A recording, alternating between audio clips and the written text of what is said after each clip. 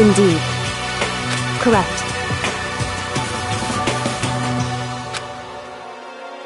Whew.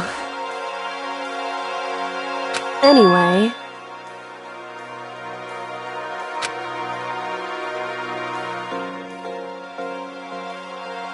Oh! Well... Hey. Oh, Huh? Gee, what? What?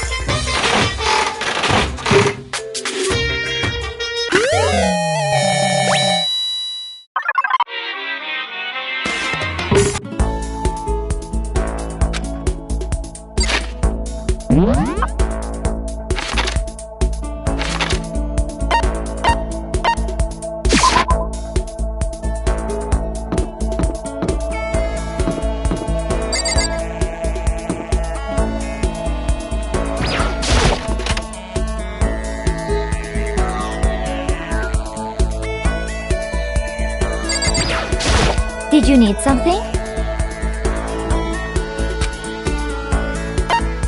This is fine.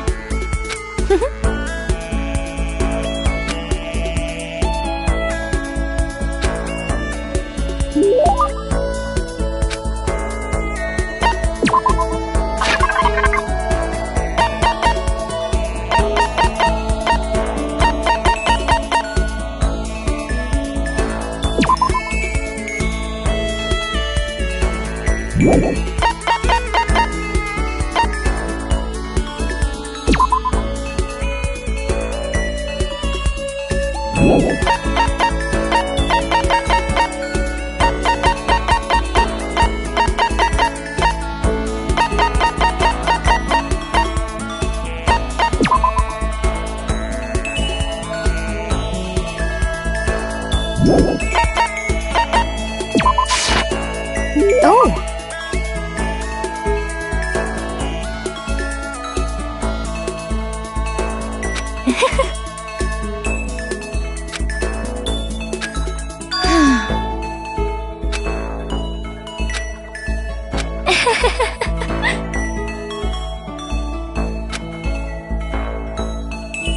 Well,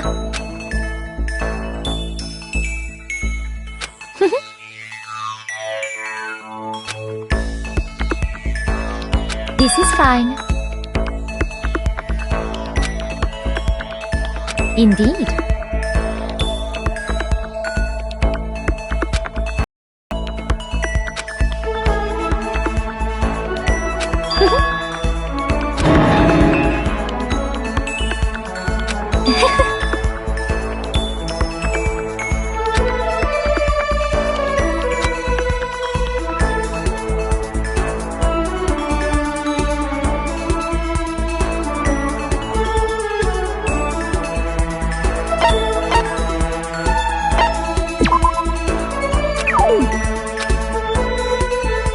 Let's see.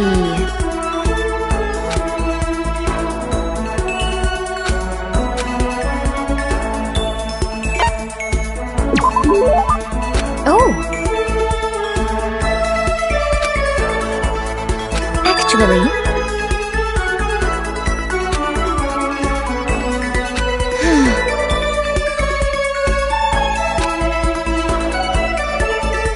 Is that okay? Do you understand?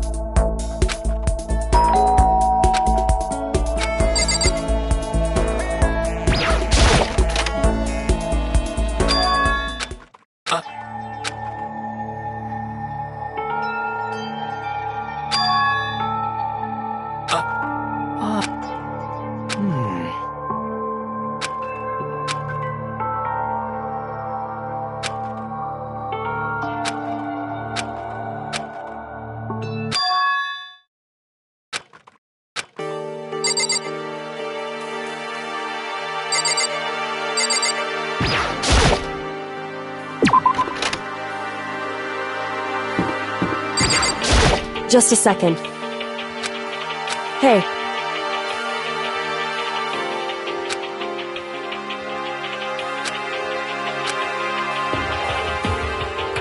Correct.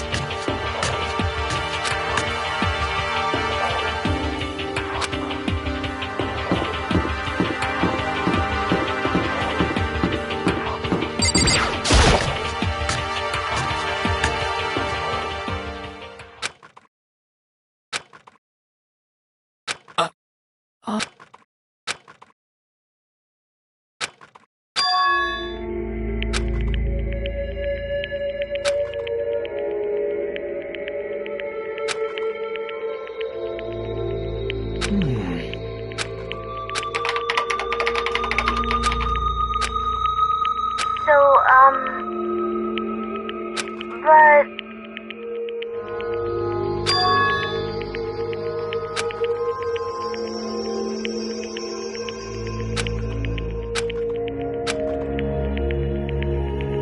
Hey!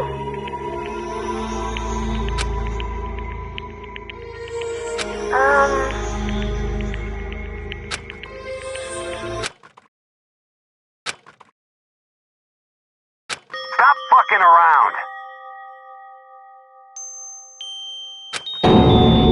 Yo.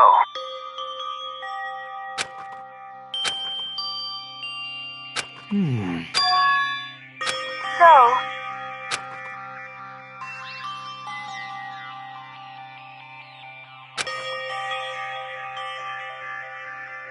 Yo.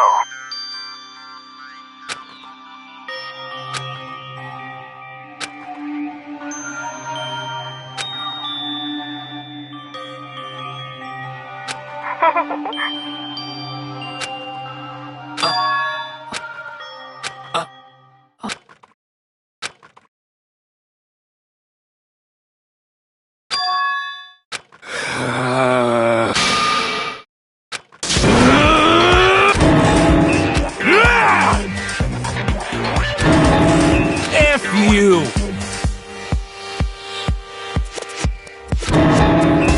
Yeah!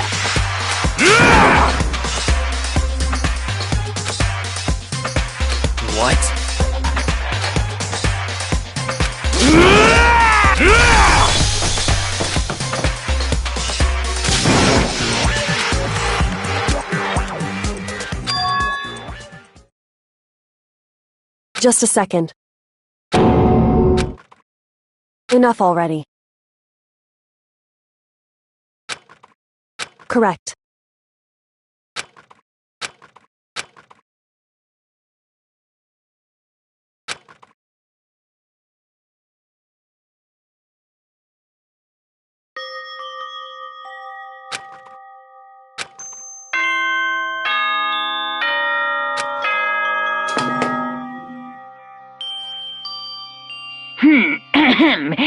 As such, soon the doors. Okay then.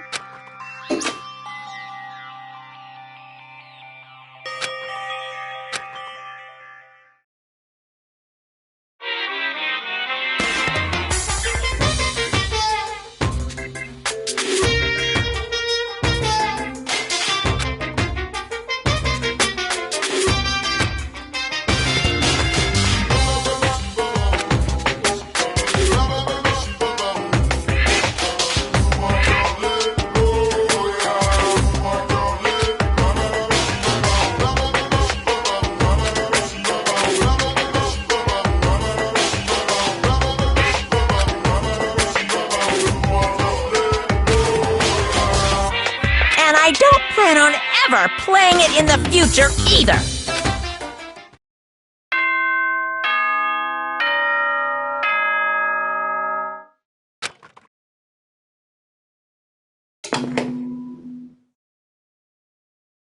Good morning, everyone. Get ready to...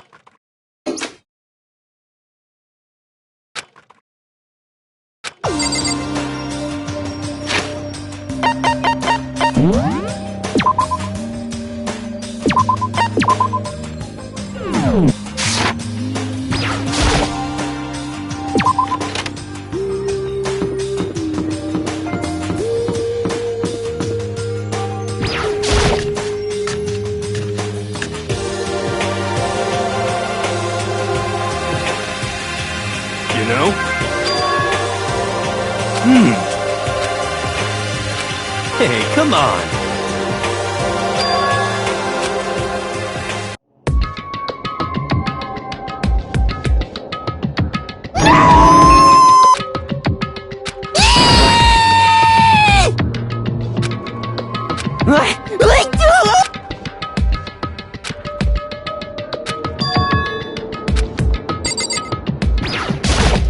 Whew.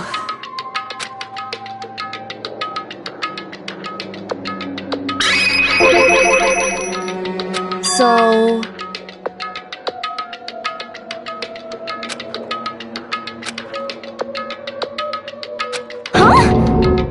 Whew. Listen to me. Wrong. How fair. Honestly.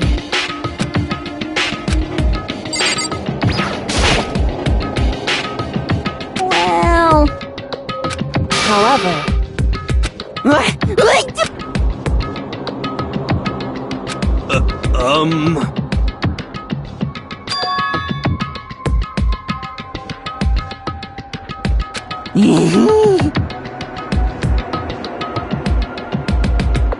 Well, it would seem...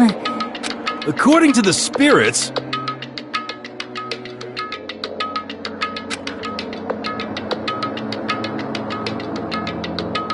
How about that? You know nothing! I feel as if...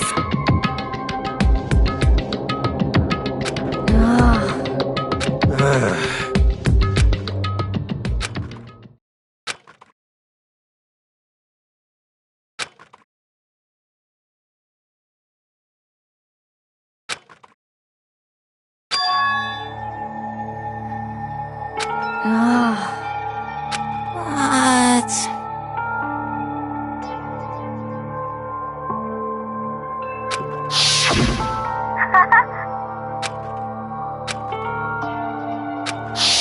I suppose. Hey... It's like... Well, Are you okay with this?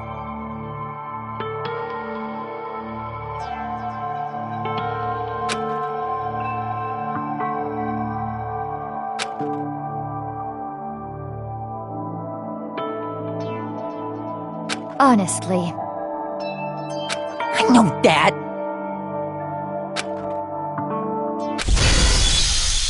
F you! Yo! Huh?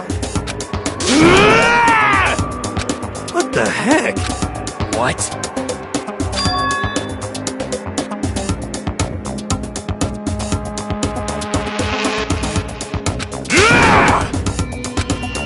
What?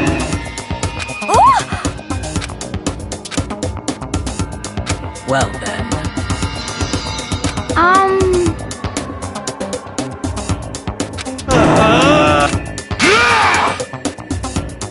What? Yeah! F you! Yeah!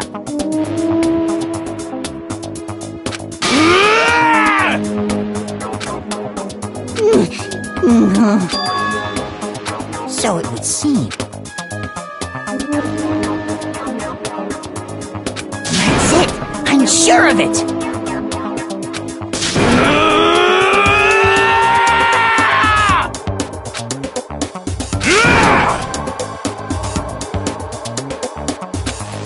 Completely unforgivable! Enough already. Hey.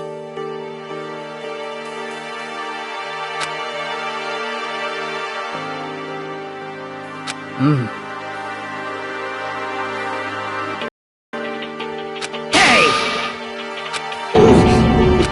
What? Anyway, So? I... Yeah! so then, Hey! indeed.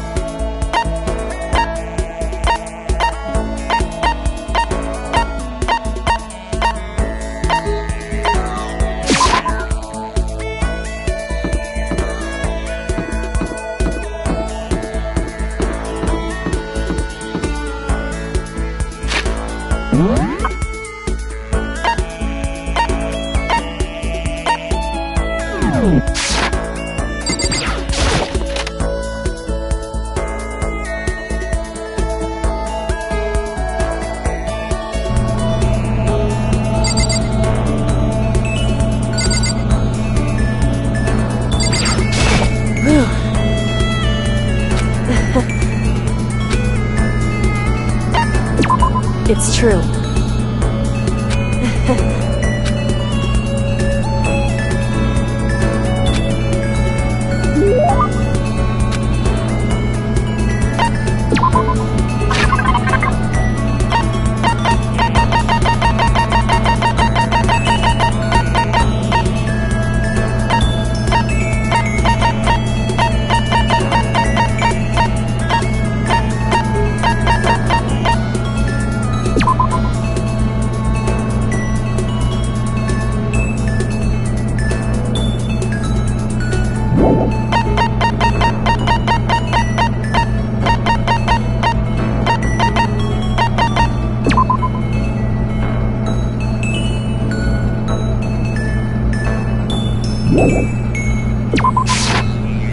Correct.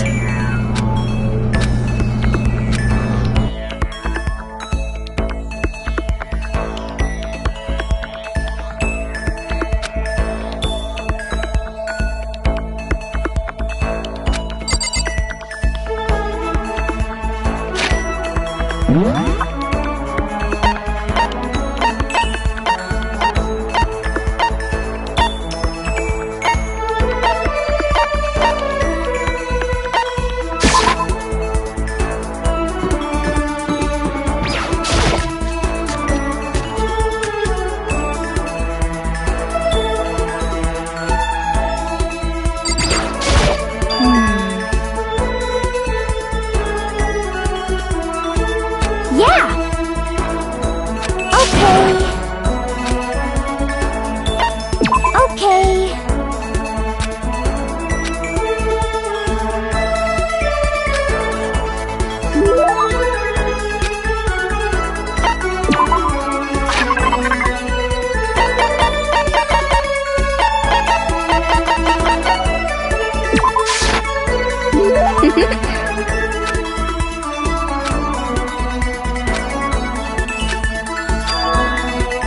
Just a second.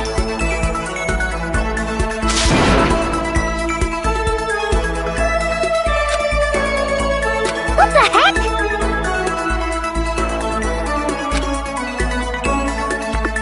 That's terrible. What the heck?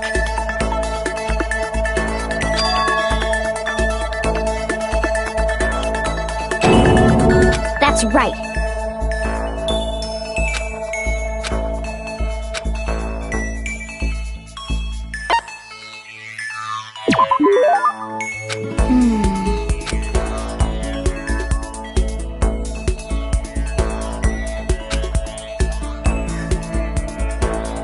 Well...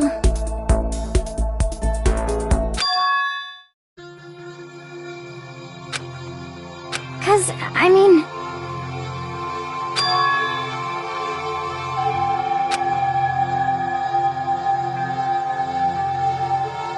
But...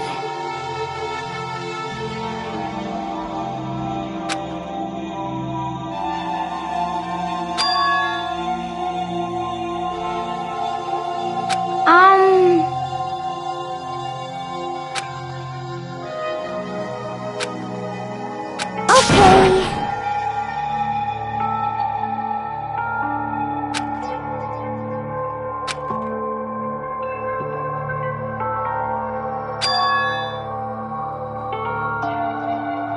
Huh? Just a second.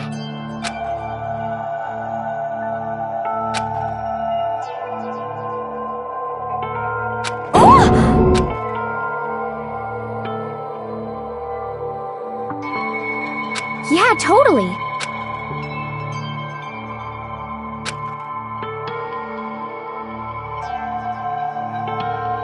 Okay.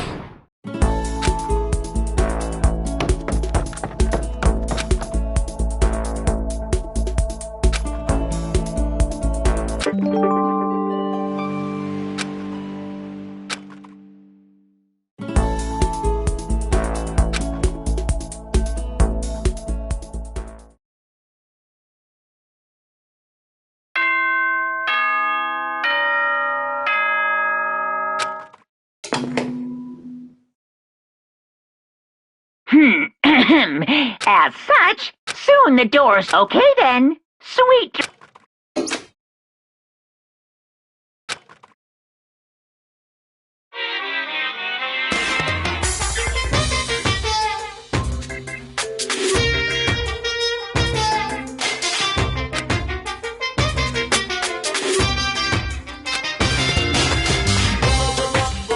Once again, Happy New Day!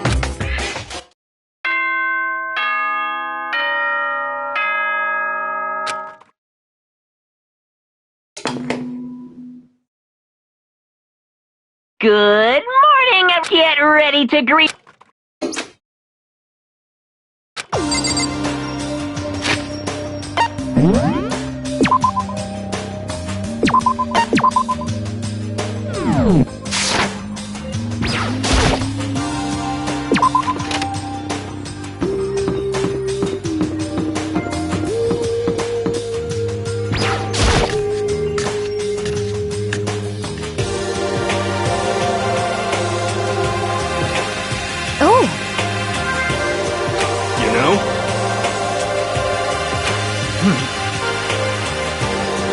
Damnation!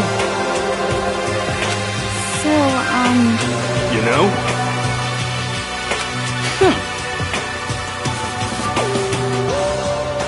But...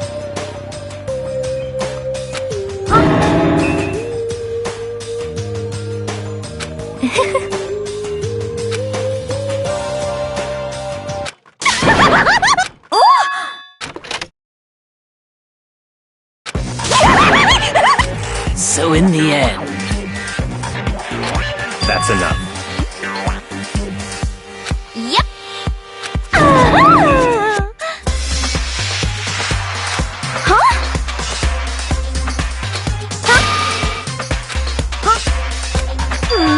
Have you reached that certain age?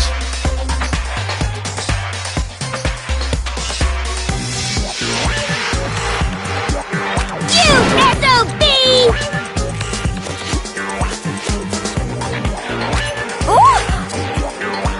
No forgiveness!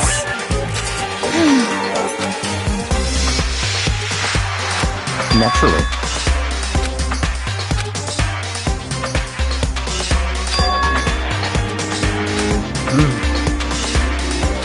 What?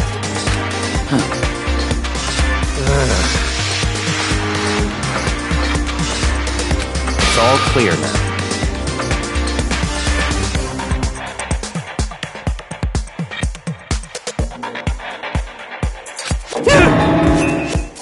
What?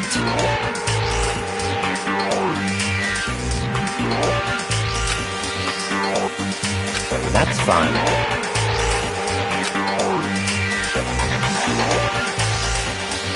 Indeed. I see.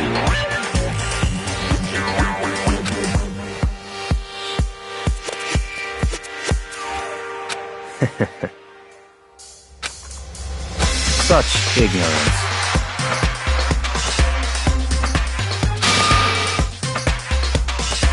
What the heck?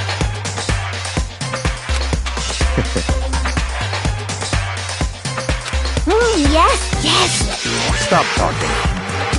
Yep.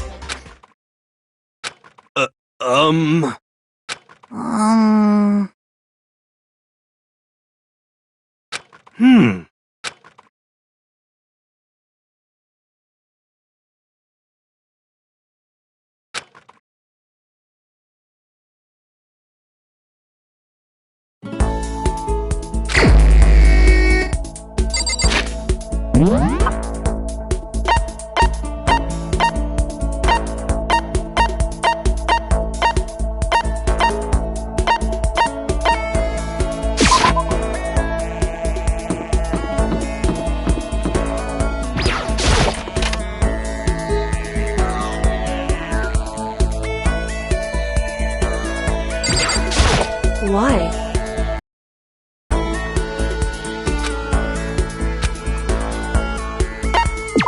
Well,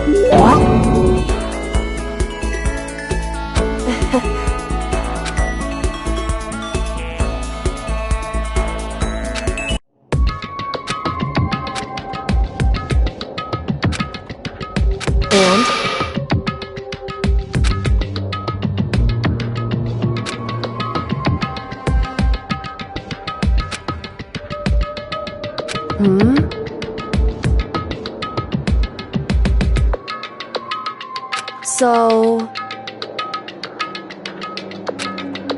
Because... Why? That's right.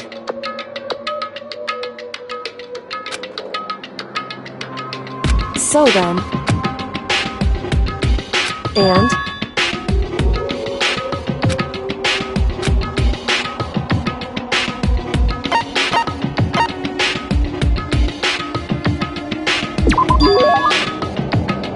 correct. It would seem...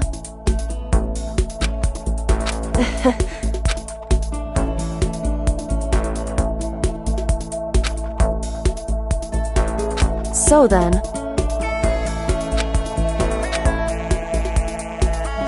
So...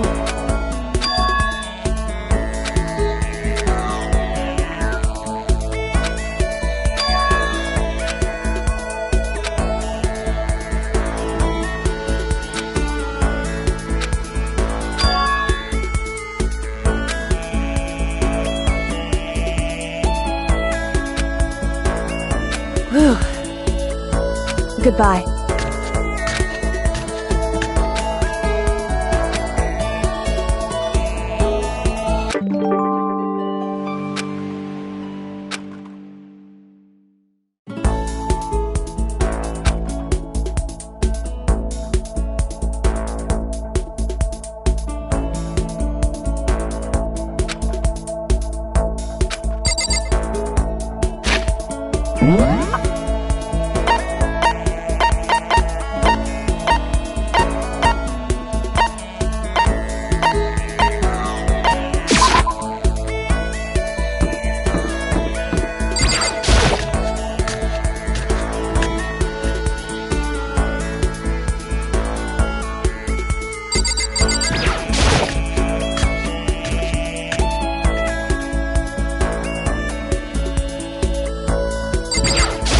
How are you?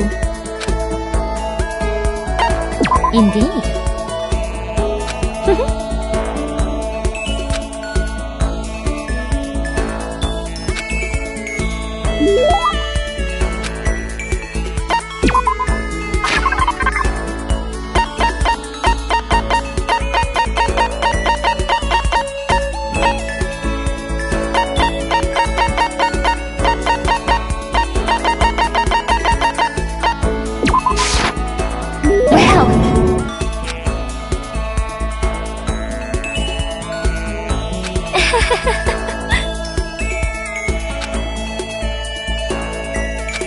As for me, indeed. Actually, honestly,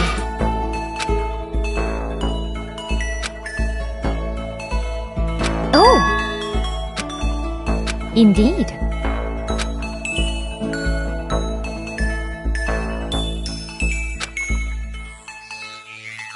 Are you okay with this?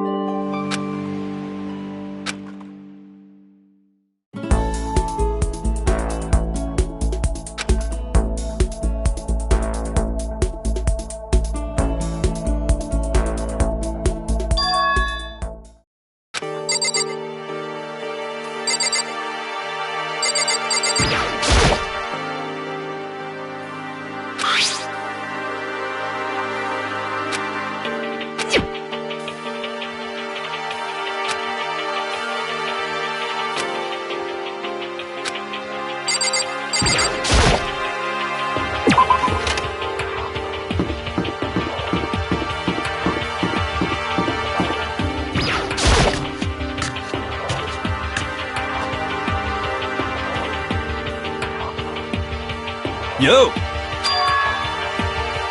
You know?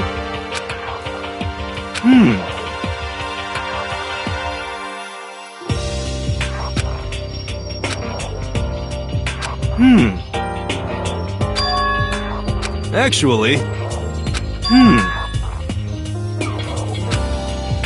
You know?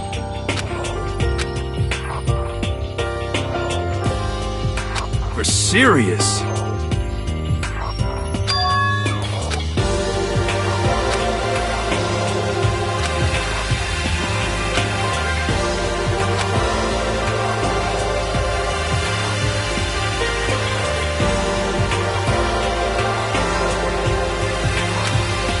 you!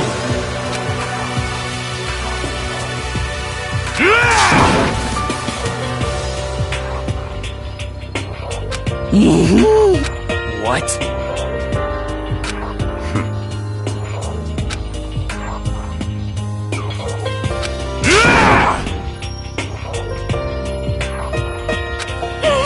What the heck? Oh,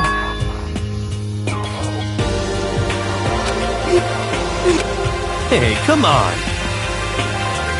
Hey, How about that? that's right.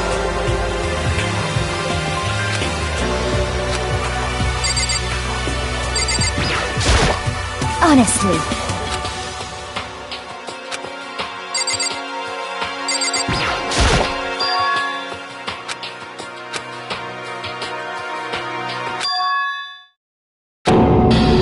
No way!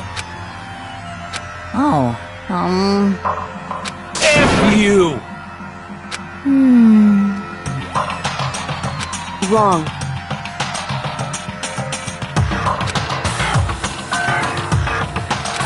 Well, however,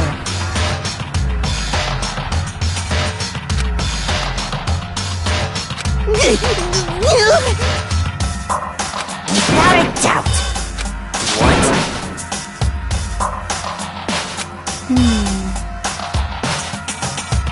F you!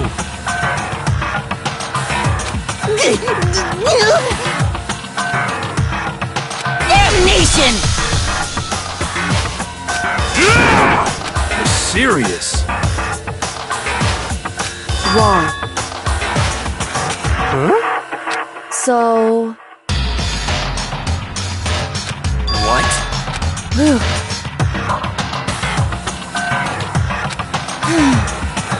indeed. But So that's it.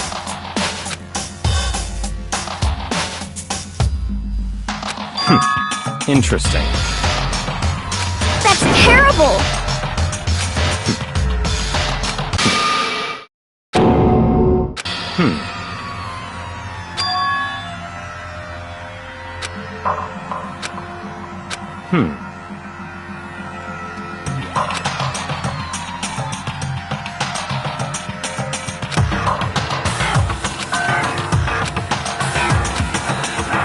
What?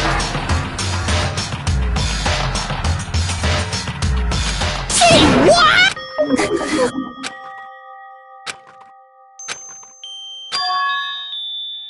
damn it!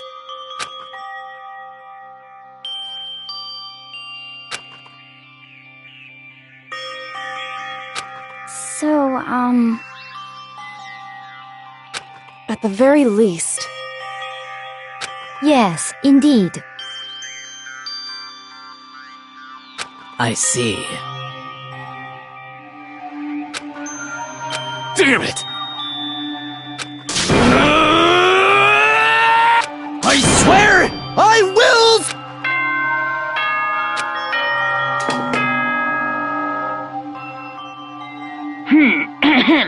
As such, soon the doors to the... Okay then. There is nothing to be done.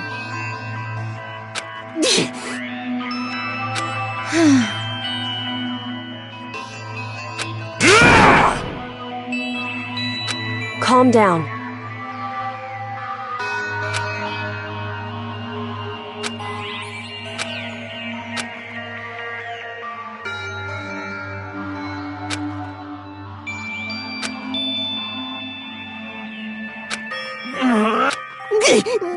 This is fine.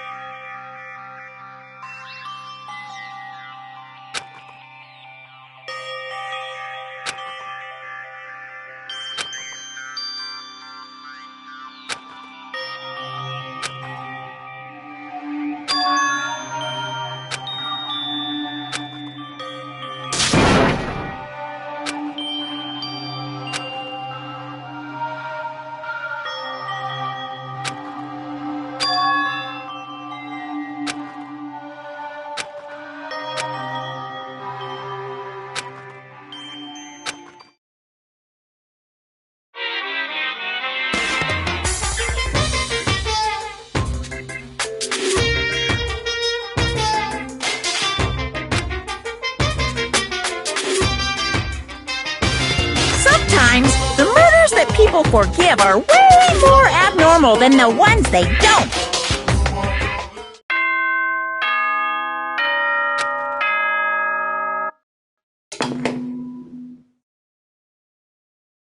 Good morning, everyone. Get ready to greet.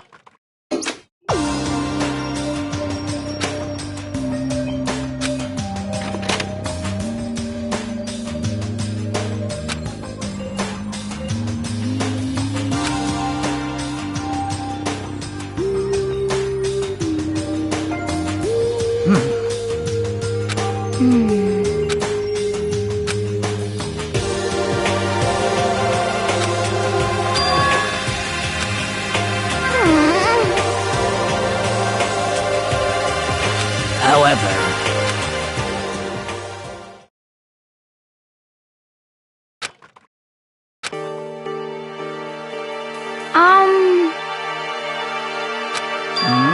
I mean,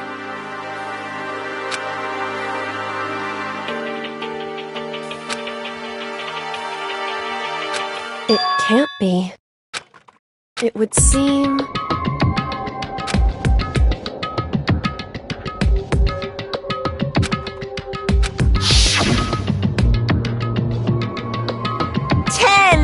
I've prepared this graduation present. What do you think? It's like totally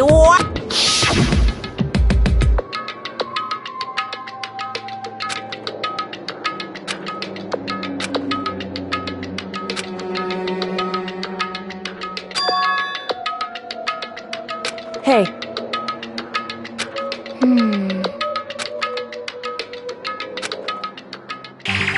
Hey.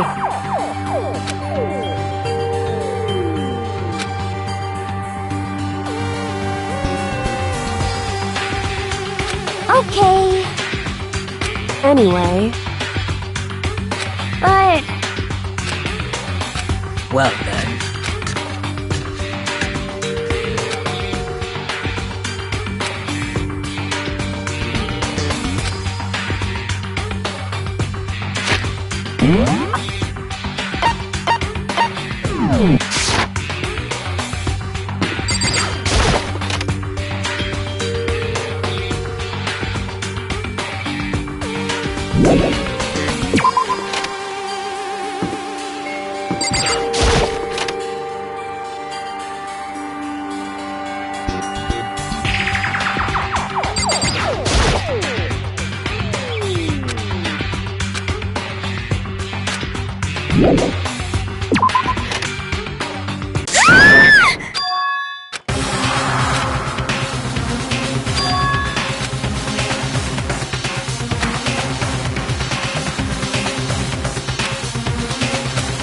please.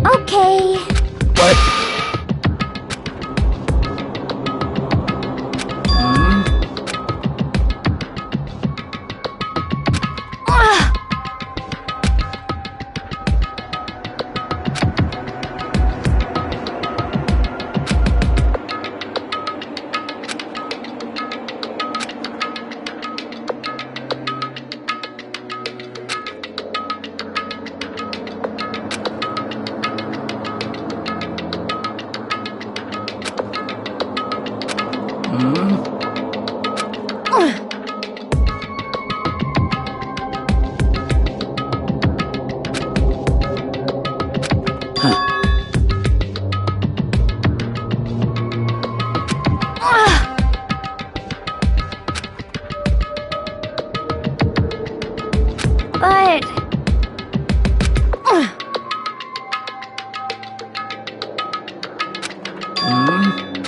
As for me, I see. indeed.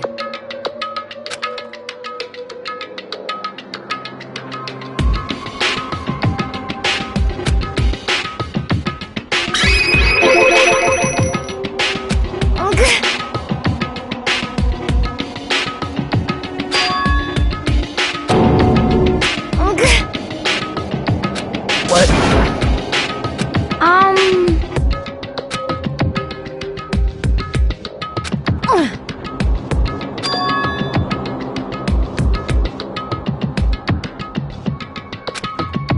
Indeed. Actually... Huh?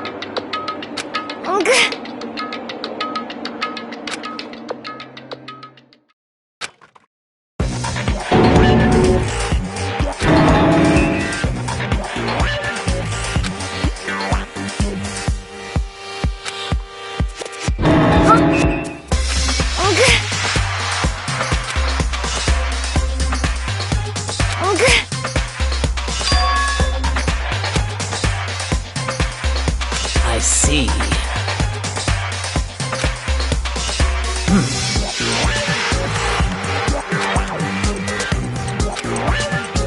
Just a second! Let's see... I see.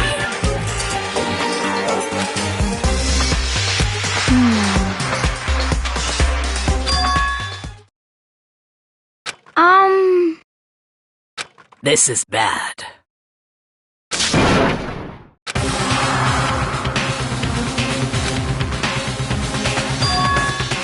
What? What? What are you saying? You've gotta be kidding!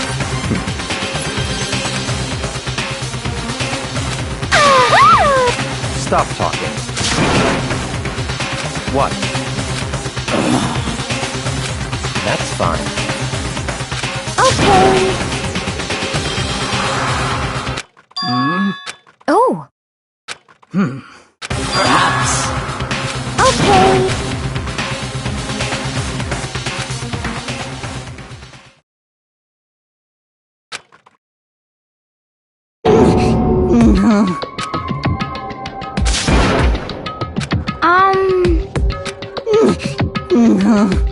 What?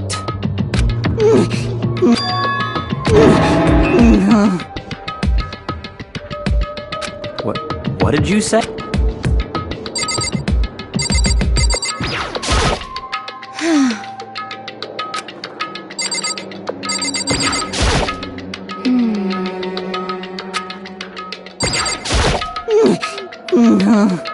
Indeed.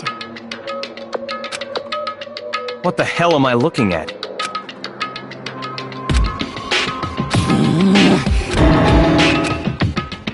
It can't be!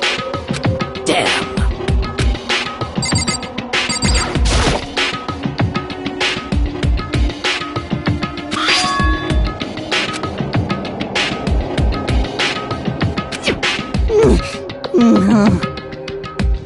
Well...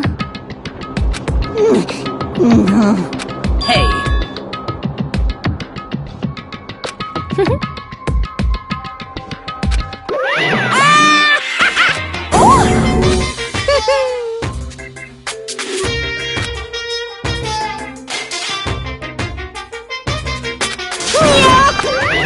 What?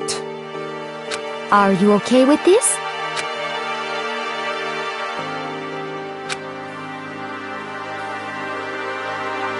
Yeah!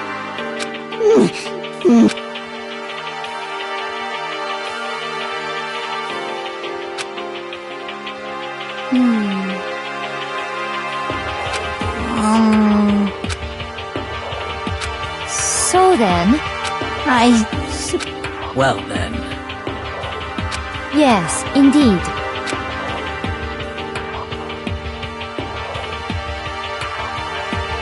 So, in other words,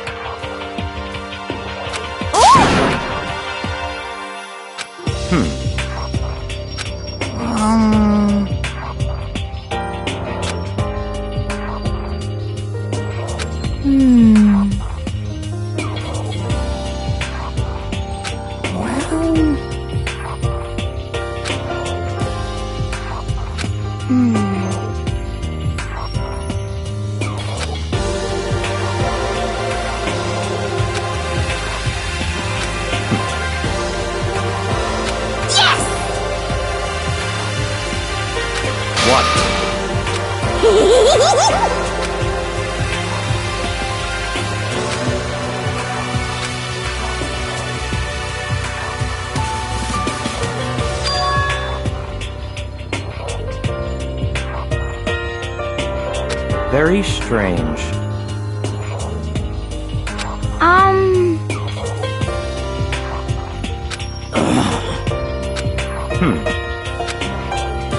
So that's it.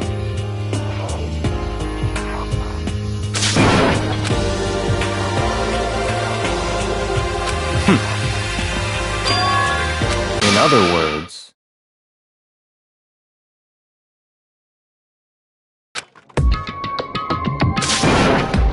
what?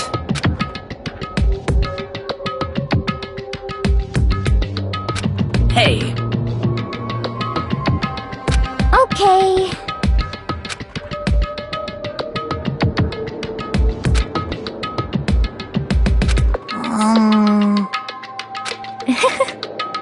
Well then.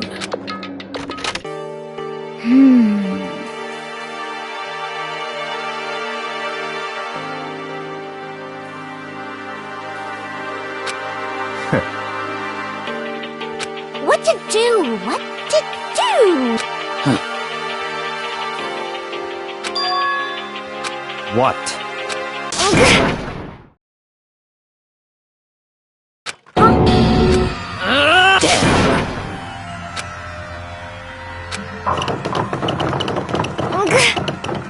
Well. Oh! Just a second! So then... What are you saying?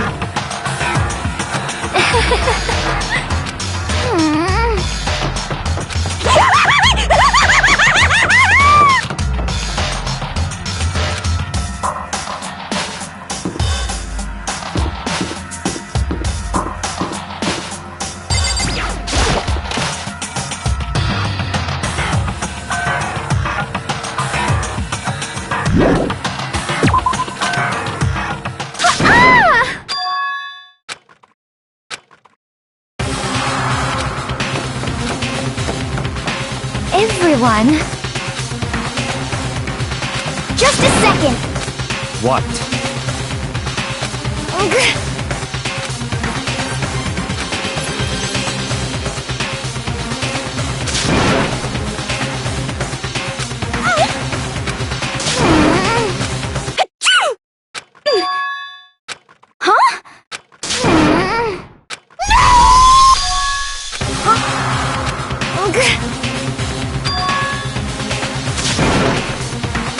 What? It's all clear now. So then...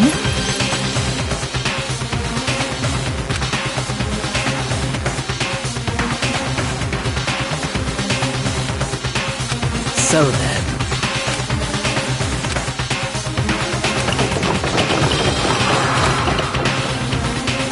Just a second!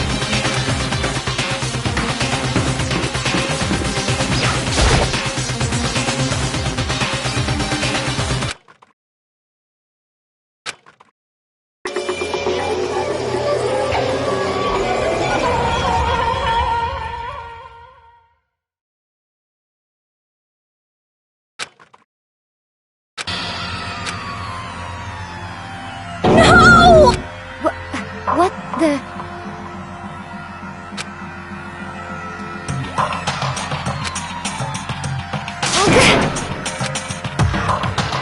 No way!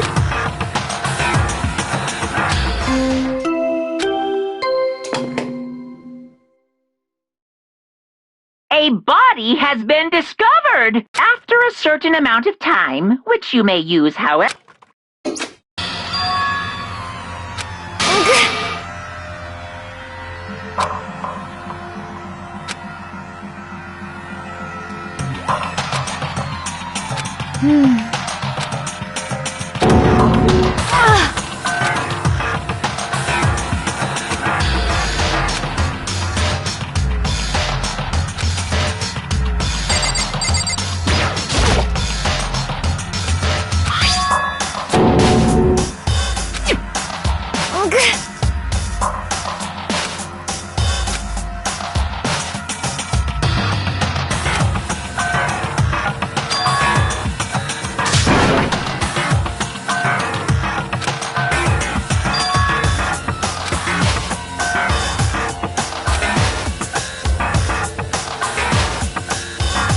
Are you okay with this?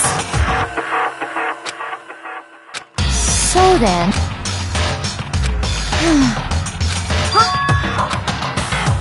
Sorry.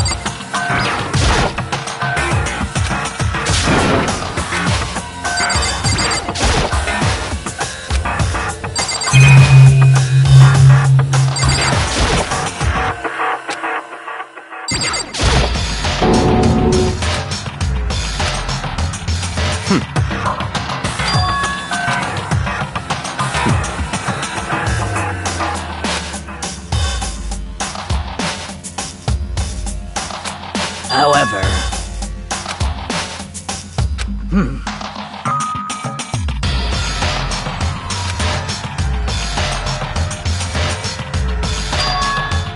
What? What? What? Hey! I see. Damn!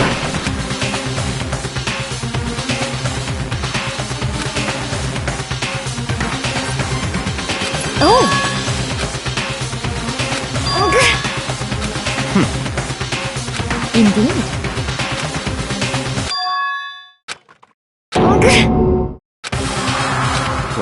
What did you say? Come on. What? Hey!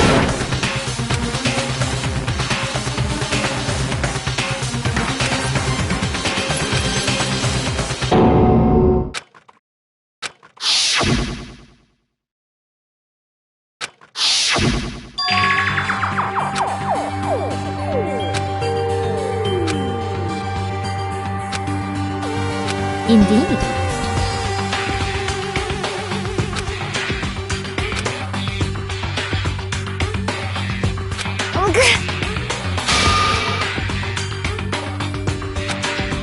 What did you say?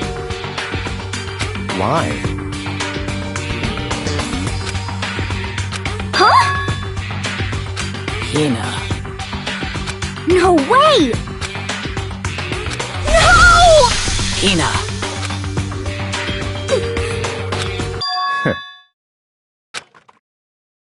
What? Well... Huh? Damn.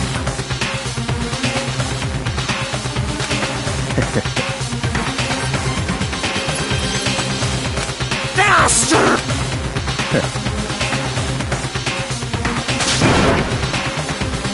Huh? Damn.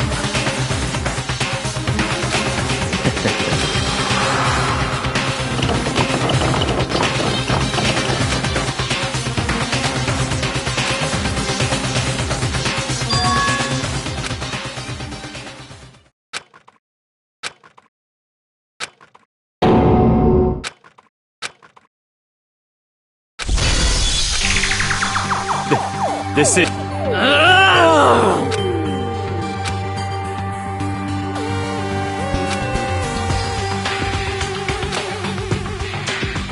Huh? Stop talking.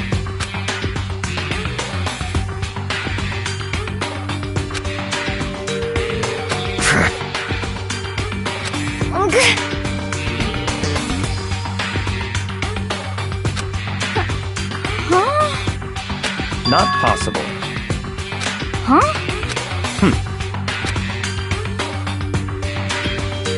Well...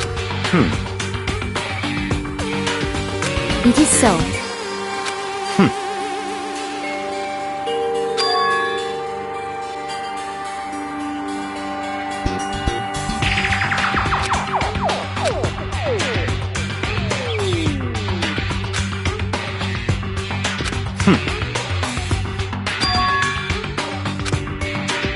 That's fine. Let's see...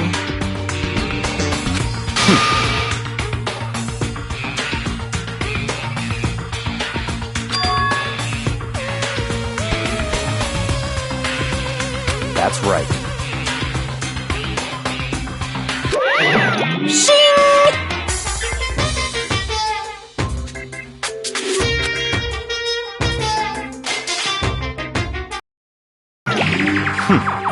Let's see... Perhaps.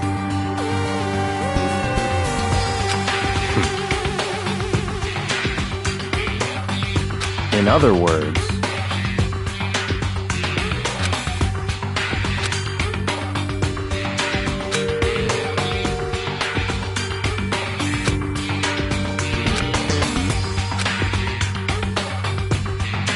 What?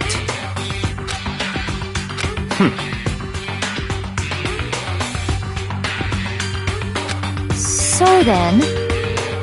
But... Cause, I mean... Hina. Huh?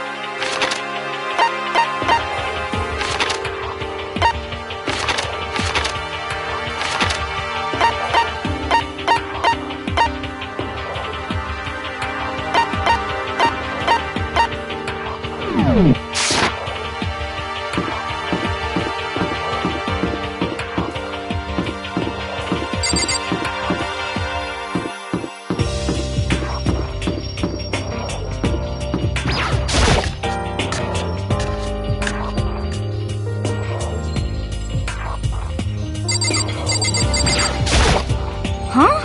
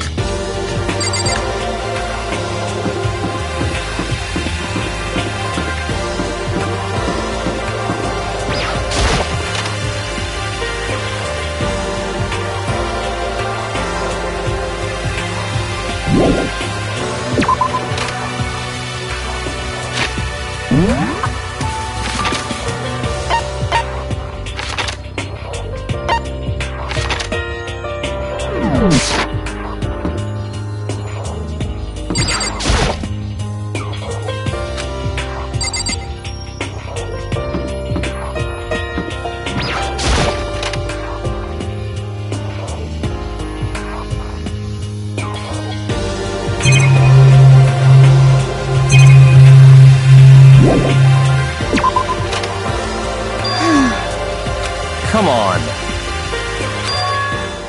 Indeed. Goodbye.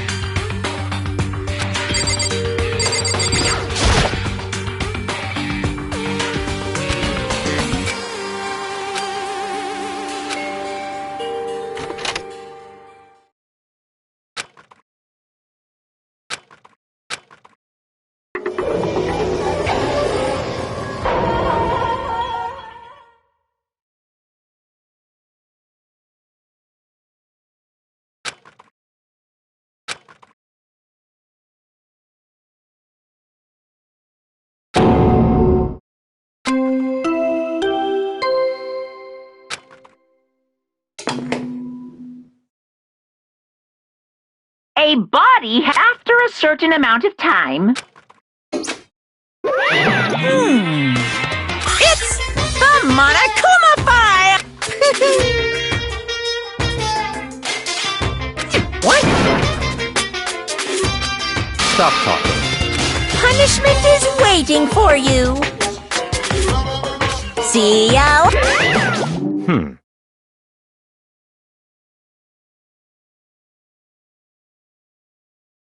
What the heck? That's terrible!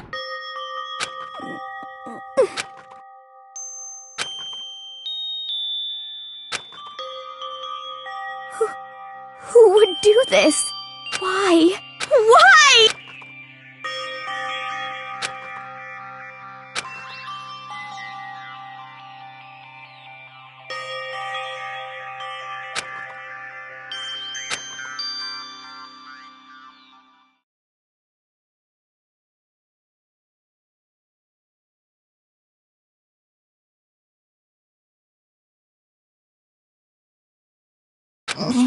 He's alive again? Where?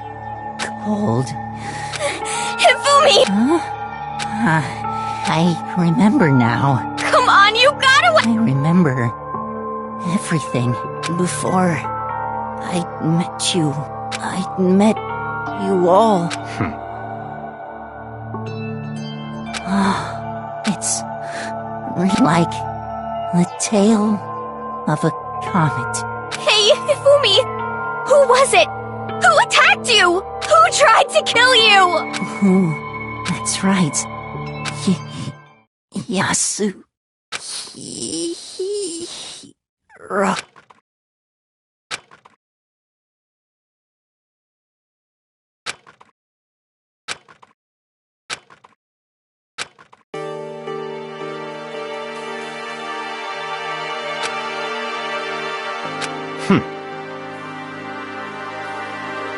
Honestly. Stop talking.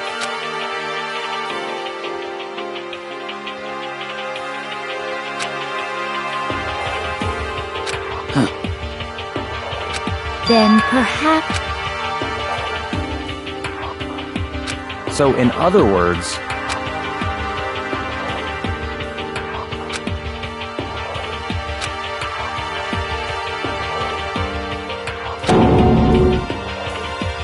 What is this? that's fine.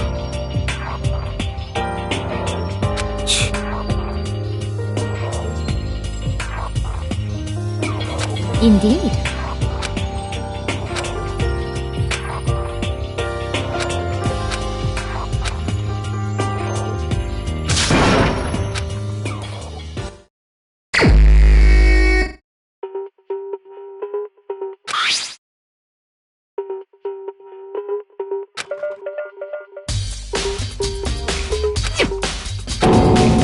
Very strange.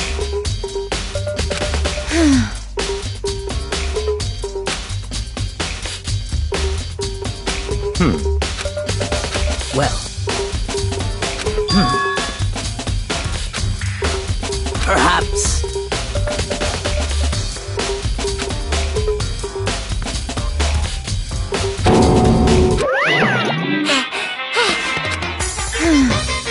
Monokuma, appear! Yep.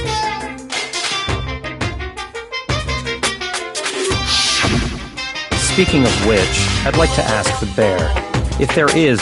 So you won't. Each murder is allowed to have an accomplice, but only the one who does the killing will get to graduate. So, in other words, two people can work together, but one of them has no chance of profiting from it. Then there's no way anyone would work together, right? In other words, So then. hey,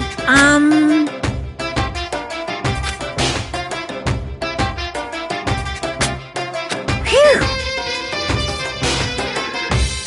So, in other words,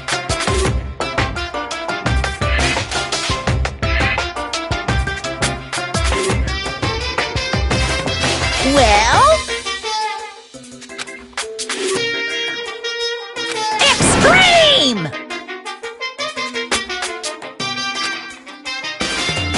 Well now.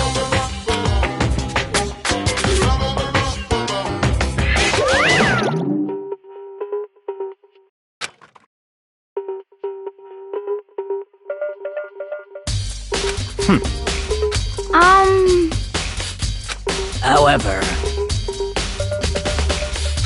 Indeed. So,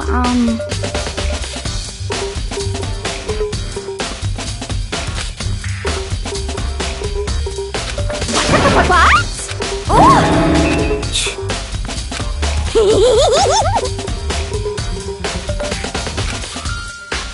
You SOB! Huh? You've gotta be kidding! What the heck? What?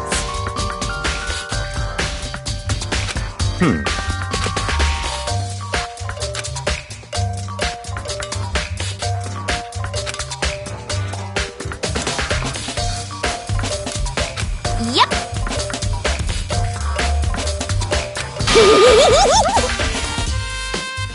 What are you saying? Let's see.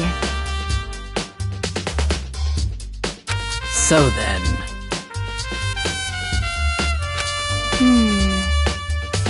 it's all clear now.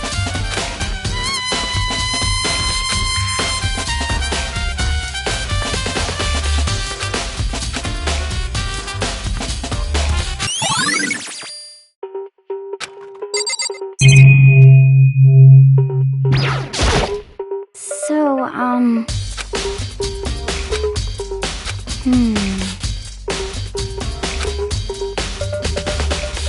But...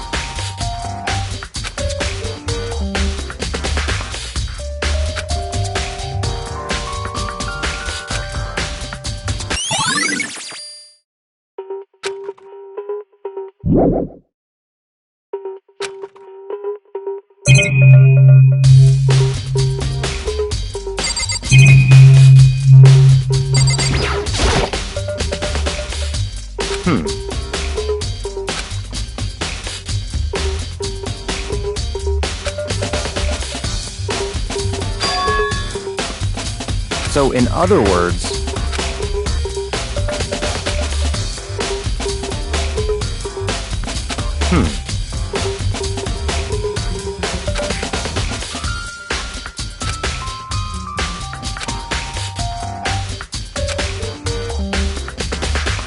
what?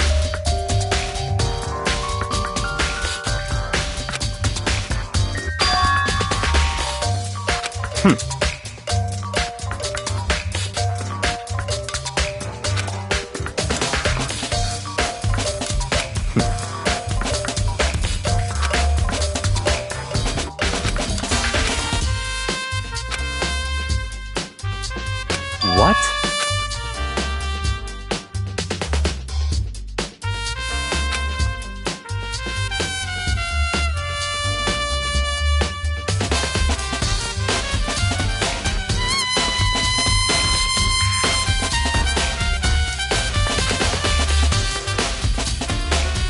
I see. That's enough. Goodbye.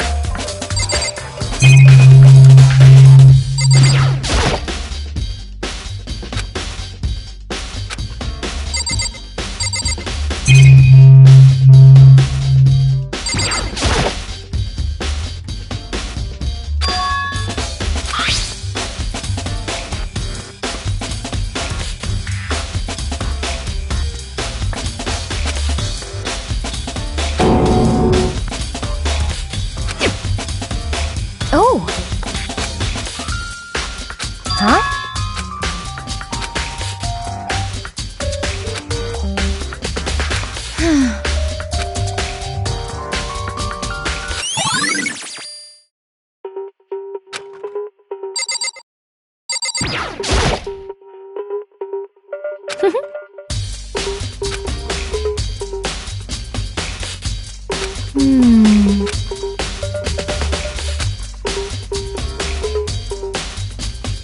Let's see. Yes, indeed.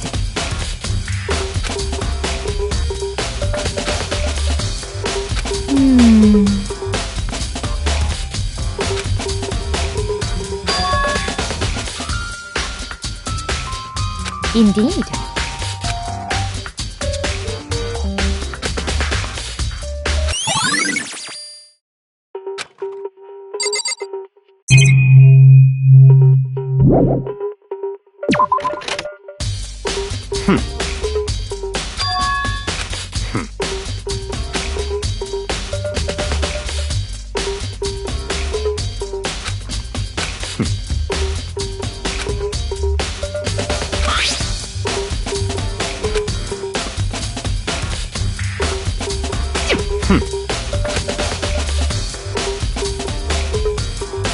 It's all clear now.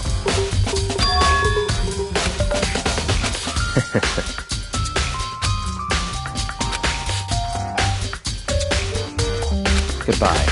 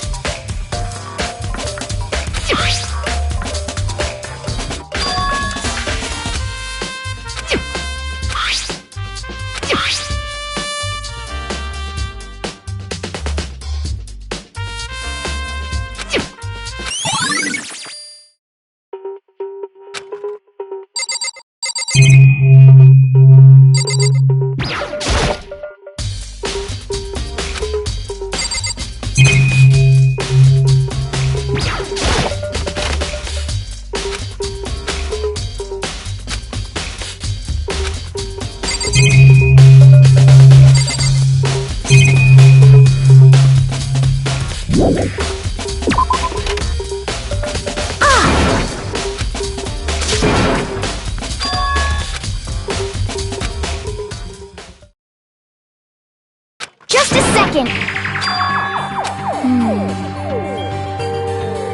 Okay.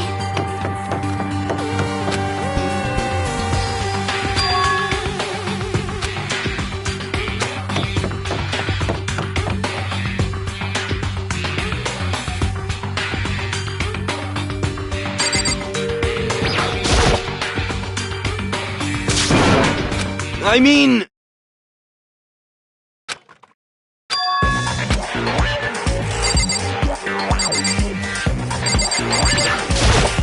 Right.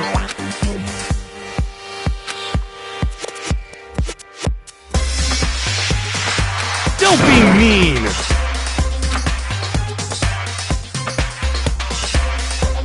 What? Well... It's nothing. Hey.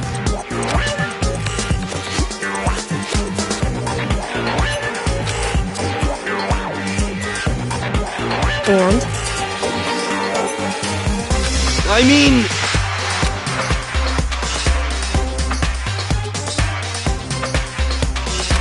Let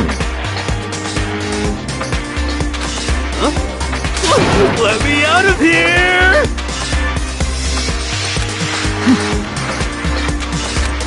Got it all wrong! It would seem...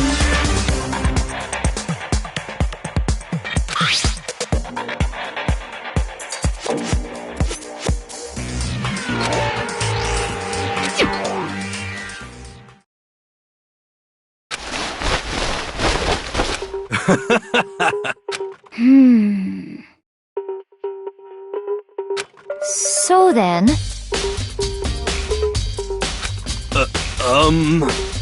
Honestly. Is that okay?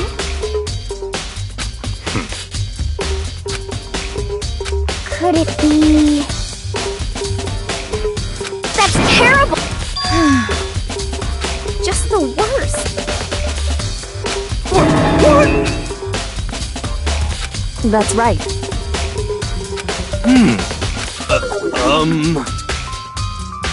What the heck?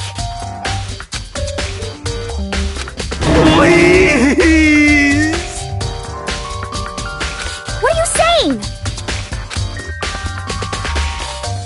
What the heck? Okay.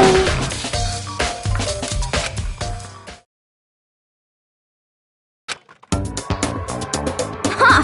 See? Look. See how loose it is? I mean, come on. I'm blind as a bat in here. Can't see my... I'm telling you, it wasn't me! And not to mention, you totally can't bend at the waist. Seems like a pretty obvious oversight. That's not a very nice thing to say. I mean, it's not like I made it.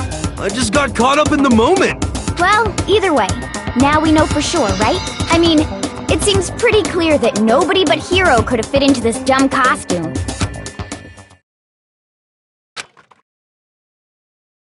Ah.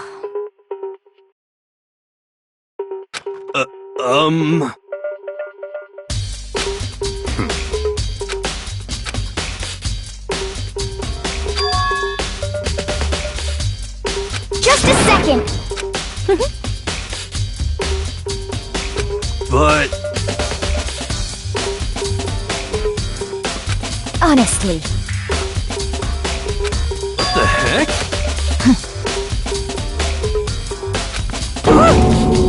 Just the worst.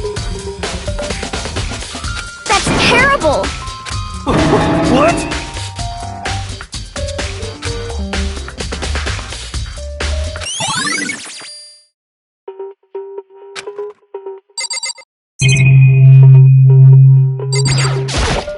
Oh.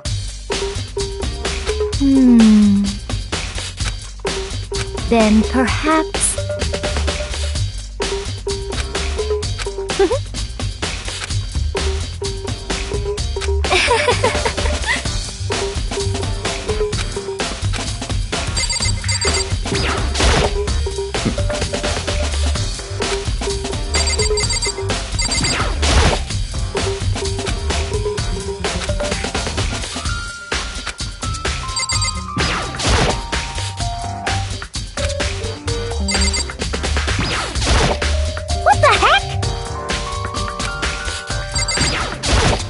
What the heck?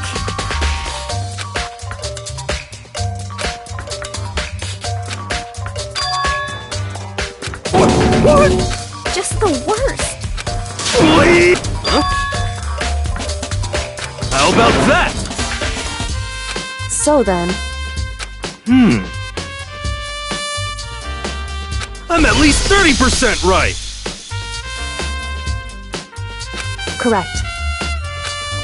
Wait! What the heck? Oh, so...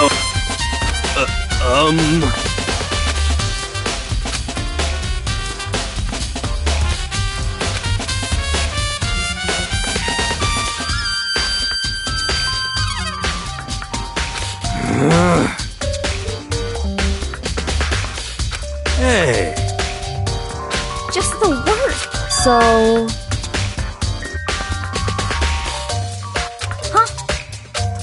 Huh?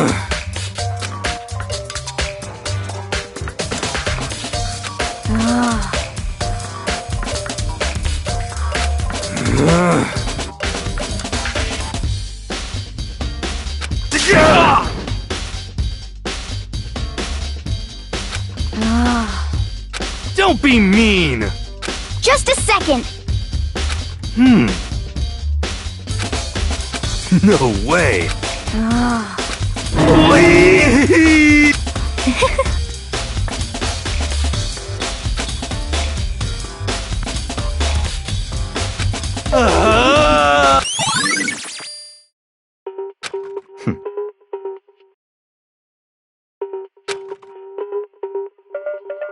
What the heck? Just the worst.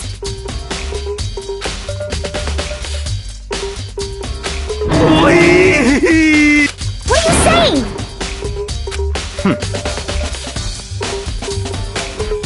What?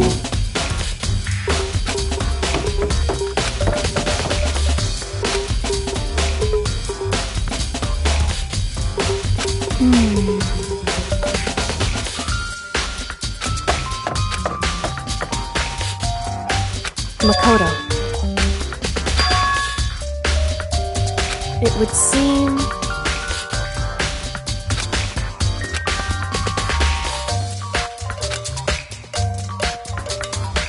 Why is that?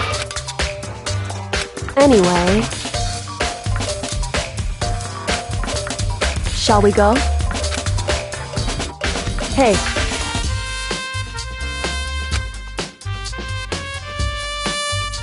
Correct. Hey. Anyway...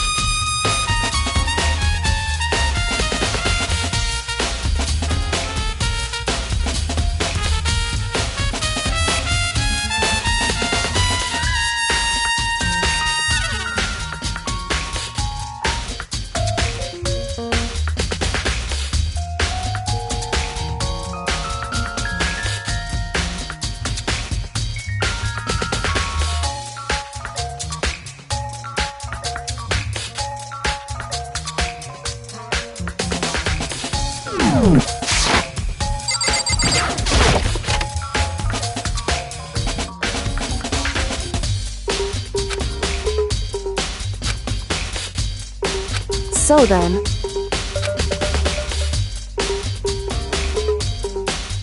I knew it.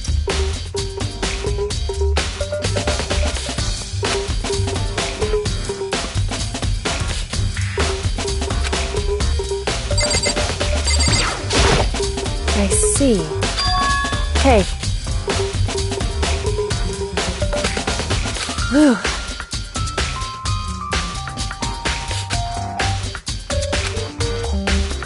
So then...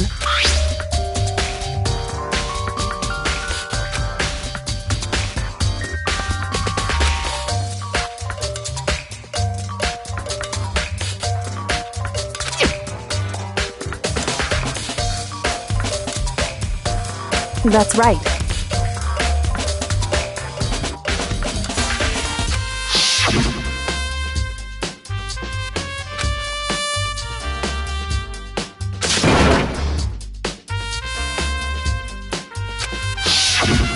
In other words,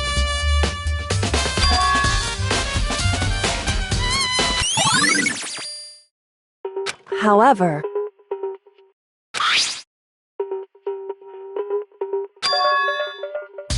Makoto, because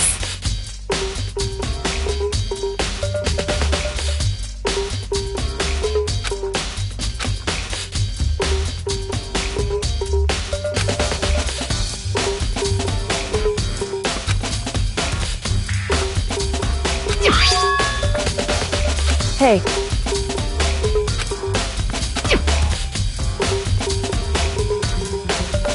Is that right?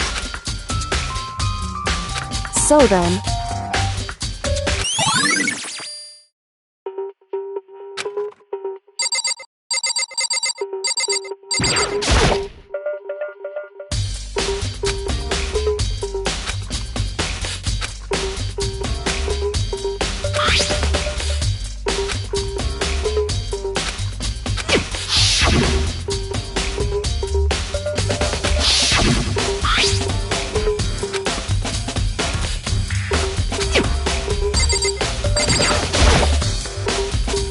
Indeed. That's right. Indeed. Why is that? Hey.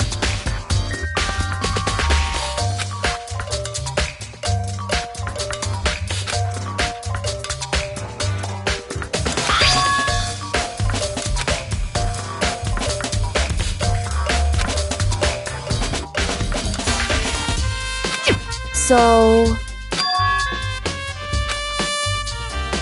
However...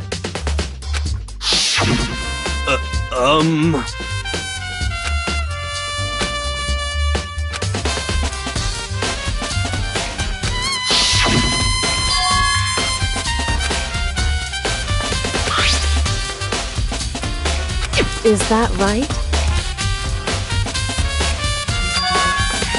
So...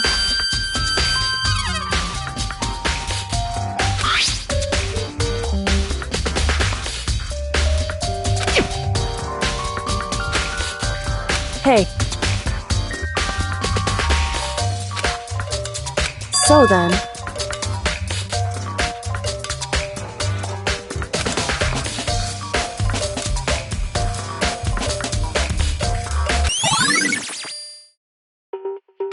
Hey.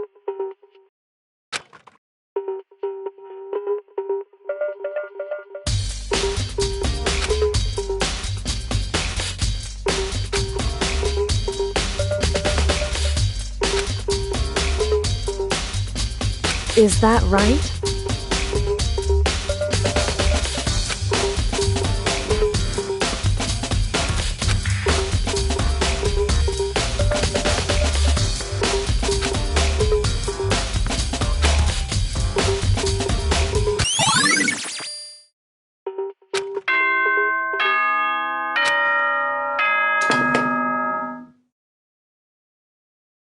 Are you excited? Are you pumped? It's like the bright burst of fireworks, like the flash of a soul clashing with life and death.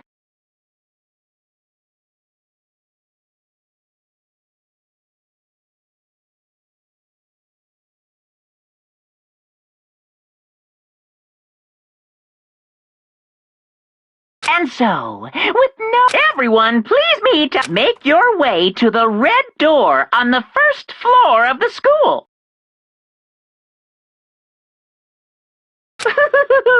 See? It would seem...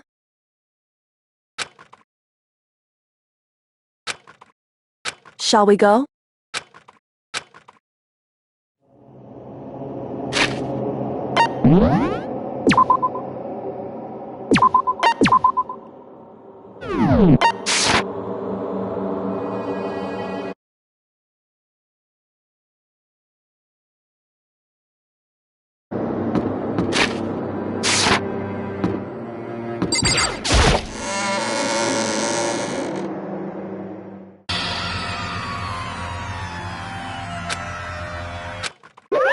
Monokuma, appear!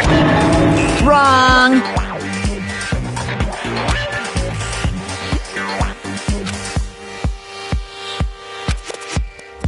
Whew. Boy, tough crap. Stop talking. Okay. Hey!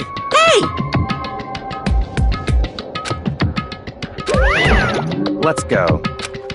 Please! What the heck? What the heck?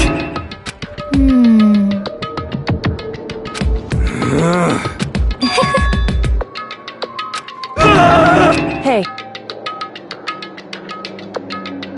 That's right.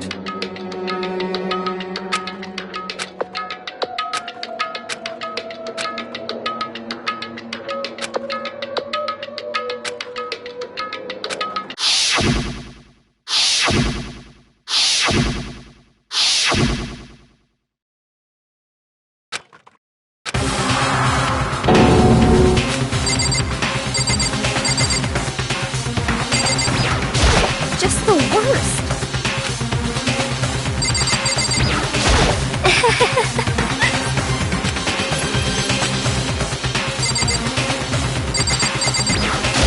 hey.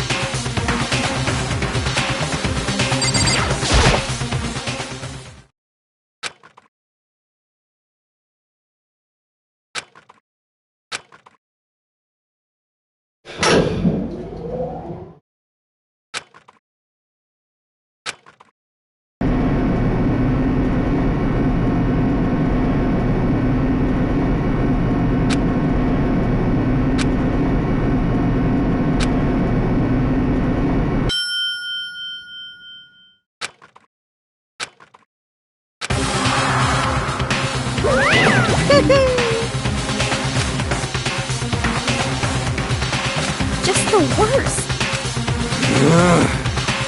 Wah-wah? Come on.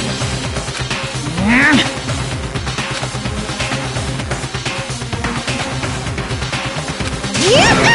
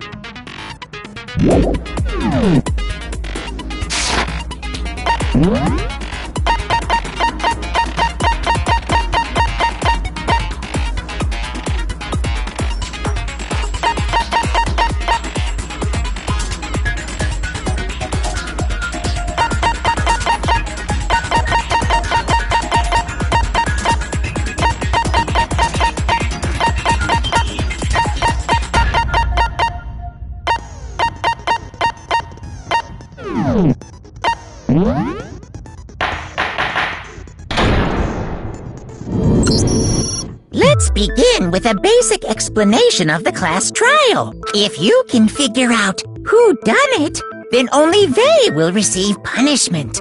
But if you pick the wrong one, then I'll punish everyone besides the... Now then, To begin with... We already know who did it! Was that? It was Hiro. He does not have an alibi for when the murders took place, and we found him in that suit. Don't try and deny it! You killed them! I didn't! Someone knocked me out! I was asleep the whole time! I don't know anything about it! Shut your murdering mouth, murderer! How are you calling a murderer? I am sorry to say, Hiro, but we do have evidence. Blueprints for the suit. Parts we assume were used to build it, and all of it was found in your room. You have to admit, the evidence is quite compelling.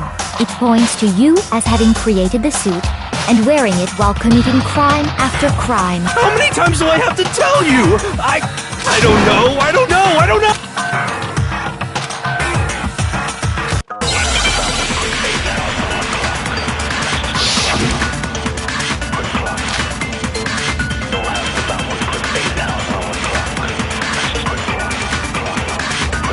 Everything we found in your room. The blueprints, the suit parts, they are all proof enough that you are the culprit. I don't know anything about that stuff! It's not true! It's a conspiracy!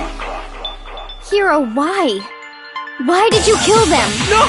Just hold on a second!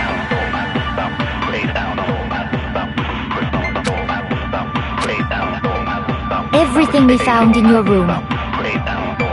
The blueprints, the suit parts, they are all proof enough. No, it's wrong!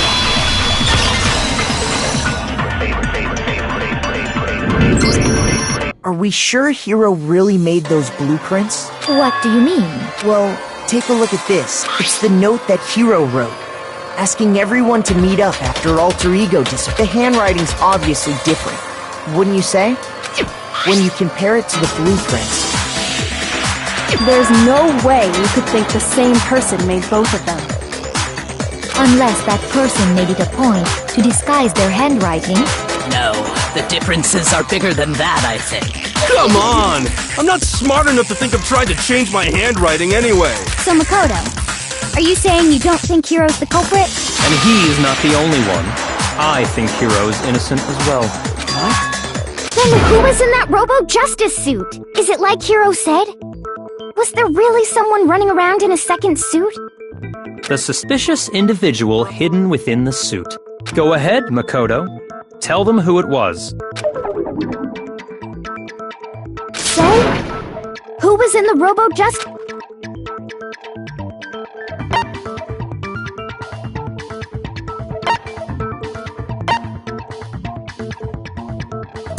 I got it! Other than Hiro, I can't think of anyone else it could have been. Obviously, he was the one in that particular suit, and we never found any kind of second suit. Then there can be no doubt. Hiro is the prime suspect. That doesn't make any sense! You just said Hiro didn't do it! It makes perfect sense. Hiro was the suspicious individual in the suit, but he's not the culprit. So what you're saying is... That's right. The culprit in this case has nothing to do with being in the Robo-Justice suit. What? Now that's a bold assumption! And what reason do you have to make such a statement? You do have a reason, yes? Of course. But before we get to that, there's something else we need to clarify first. So let's get that out of the way. Hey, stop trying to boss us around! All things have a proper order. So what is it? What needs to be clarified? We must clarify the method of transportation for Taka's lifeless body. It would seem that his corpse was moved using certain particular items. Makoto, can you tell us what they were?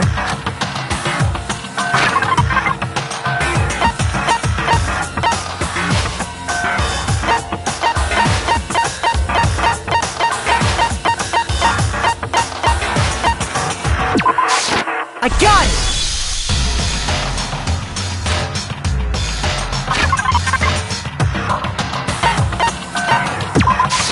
I got it! They were a dolly and a tarp, right? So, let's see if I can explain. Taka's body disappeared from the equipment room, and then we rediscovered it in the repository. And when we found it for the second time, it was wrapped in a blue tarp, right? It was the same tarp that up until then was stored in the equipment room. So the killer must have seen it there and decided to use it when they moved Taka's body. That way, they wouldn't leave any bloodstains while they were moving it.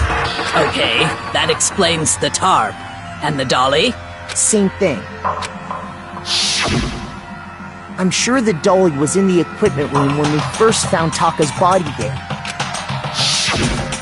But when the body disappeared, so did the doll. Later, when Taka's body reappeared in the repository, so did the doll. In other words, you think they used the dolly to move the body, am I right? But are you sure you are not mistaken? Huh? Are you absolutely positive the dolly was in the equipment room when we found Taka's body? That dolly was made specifically for moving large objects between the repository and the art room. It would be very strange indeed to discover it had made its way to the equipment room. Is it not possible that it was in the repository all along, and you simply didn't realize it? She's raised an objection. There is no shame in being wrong. Nobody expects much from you anyway. We have all accepted the fact that you rarely understand what is going on around you.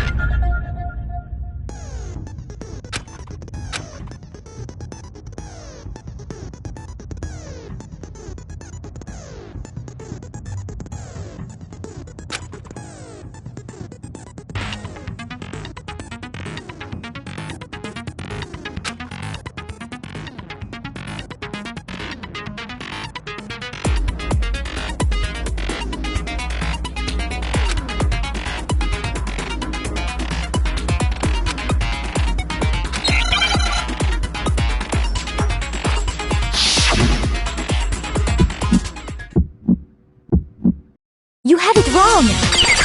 I cannot agree! You are a fool! So pathetic! Lies will get you nowhere! Do your worst! Away with you! You miserable wretch! I cannot agree! You are a fool! Lies will get you nowhere! Do your worst! You miserable wretch! You have it wrong! I cannot agree! You are a fool! So pathetic! Lies will get you nowhere! Do your worst! Away with you! I cannot agree! This should prove it!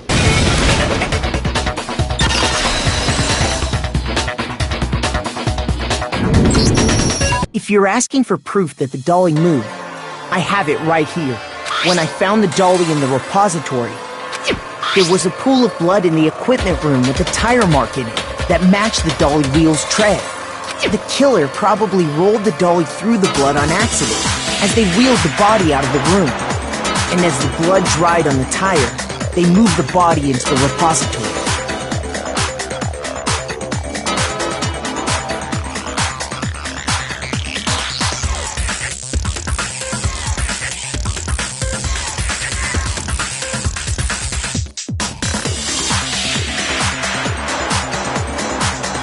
So there's my proof that the dolly was used to move Taka's body.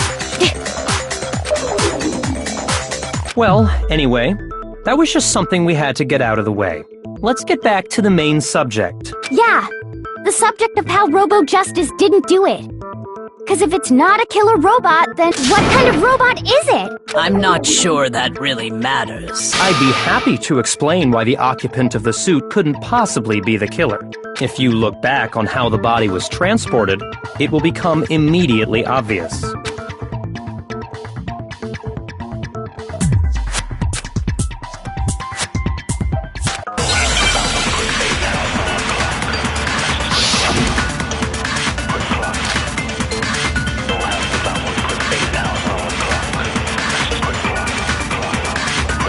As we know, Taka was killed in the equipment room. And from there, the body was moved to the repository, correct?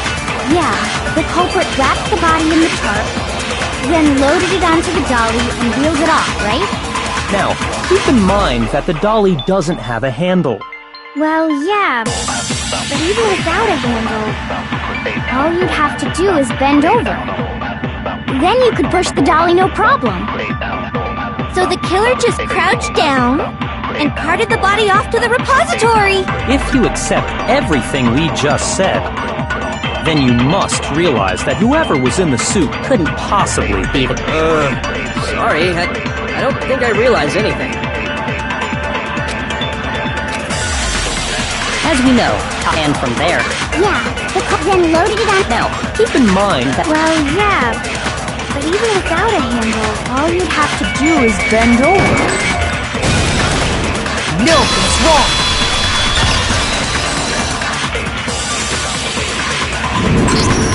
You're absolutely right that you could push a dolly without a handle if you... But if you were wearing that suit, do you think you could actually get into a position like that? What do you mean? Think back to what you said when we were all checking out the suit together.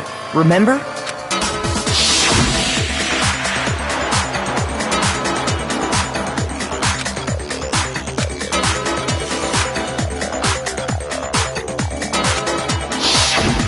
When you're in that suit, not only can you not see your feet, but you can't even bend at the waist. Am I right about that? Now that you mention it, yeah. It seems like it'd be awfully hard to push that dolly if you couldn't bend over. Well, what's to stop you from simply pushing the dolly with your feet? When you can't even see your feet? You really think someone could kick the dolly all that way? Yeah, it'd be totally impossible! Not that I can say for sure myself. On top of that, if you were wearing such a rigid, cumbersome suit, it's very unlikely you would have the dexterity to go about wrapping the body in a tarp. Well, I mean, isn't that just a matter of taking off the suit when you're ready to move the body?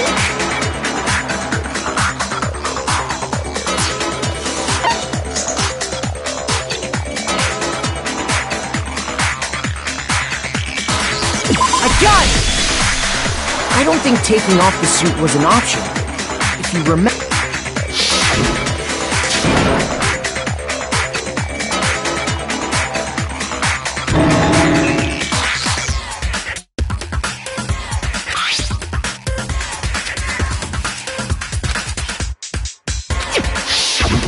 That's true.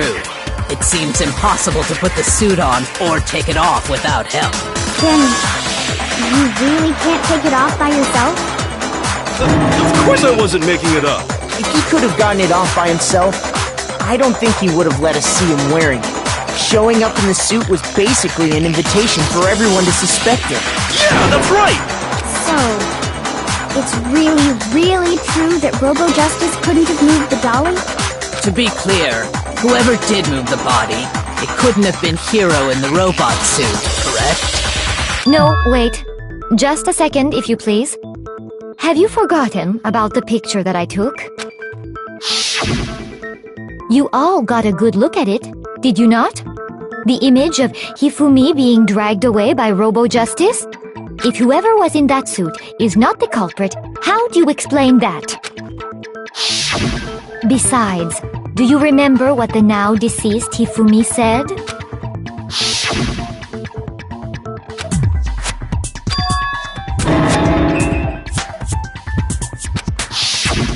So long as those facts exist, the proper conclusion is beyond question. The individual inside the suit and the culprit are one and the same. It was Hiro. Hold on a second! It's still far too early to reach that conclusion. Besides, there's no hurry to decide who did it. Before we rush to a verdict, shouldn't we explore every single possibility? Instead of seizing on one viewpoint, the truth is uncovered by analyzing things from every angle. Perhaps, but where do we go from here? Let's review this series of unfortunate events from the beginning. Maybe we'll uncover something new. What a pain in the ass! I don't disagree, but our lives are on the line. If this is what it takes, we have to do it. Plus, maybe we'll get to find out where the heck Kyoko was when everything went down.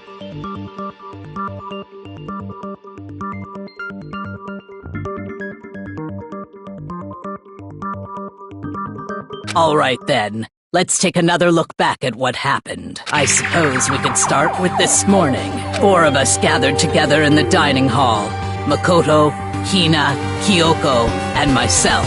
We waited there for quite a while, but nobody else showed up, so we went to look for everyone. That was around 8 a.m. And as soon as we split up, Kyoko went missing. Soon after that, Hina found Celeste in the rec room and quickly came to get Makoto and me. It seems I was unconscious for about an hour after I was attacked by my mystery assailant. I know it was an hour because I remember being attacked a little after 7.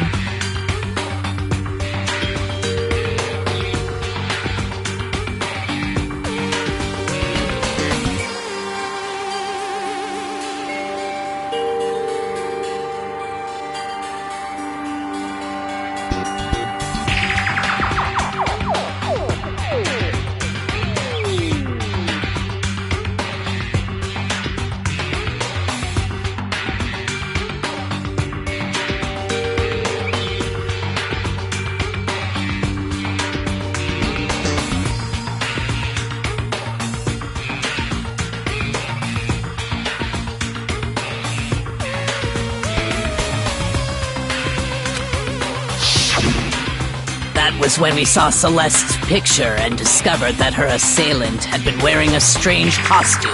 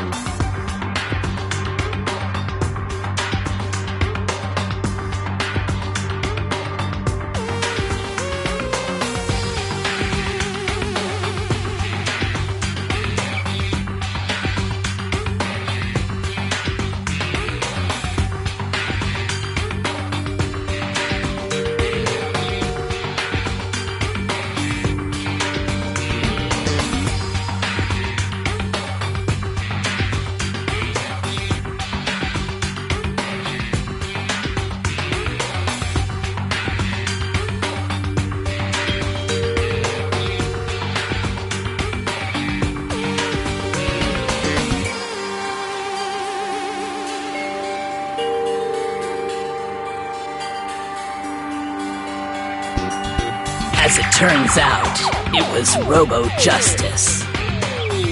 It also soon became clear that this same Robo-Justice had abducted Hifumi. We were soon joined in our search by Byakuya and Toko, and then went on to find Hifumi in the library. He was injured, so we took him to the nurse's office and resumed our search for the suspect.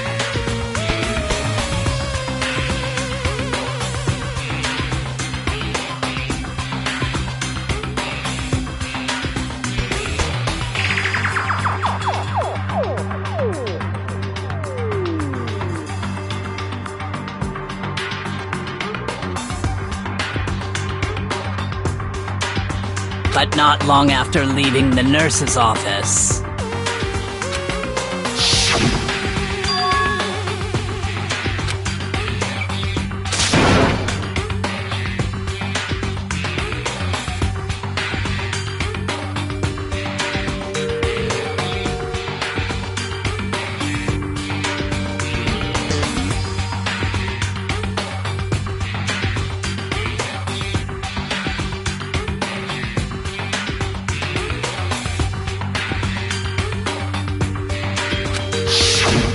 When Celeste told us that, we decided to split up and search the second floor.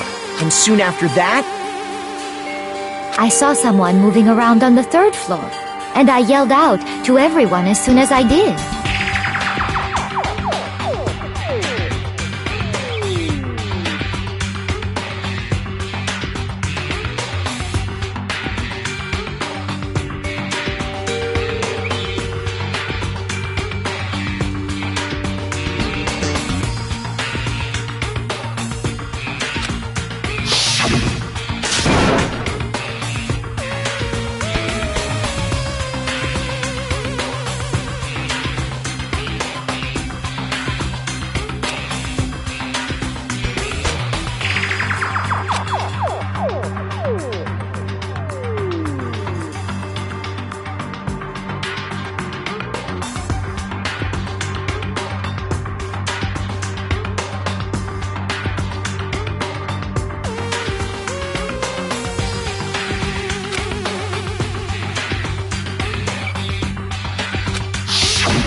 and then...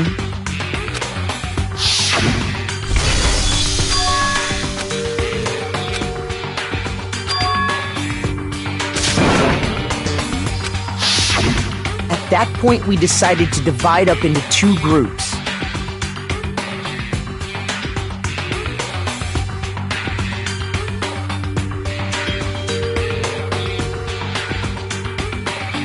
Celeste, Hina, and I went back to the nurse's office, while Sakura, Byakuya, and Toko chased after the suspect.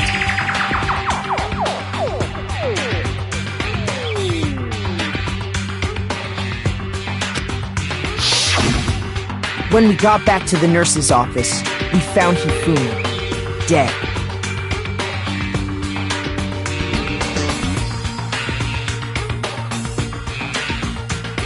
And that's when we heard the body discovery announcement.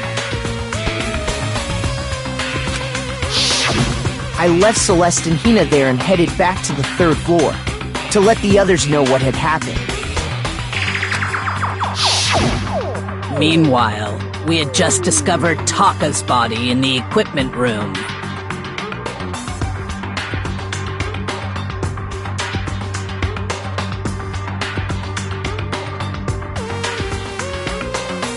We must have found both bodies at almost exactly the same time.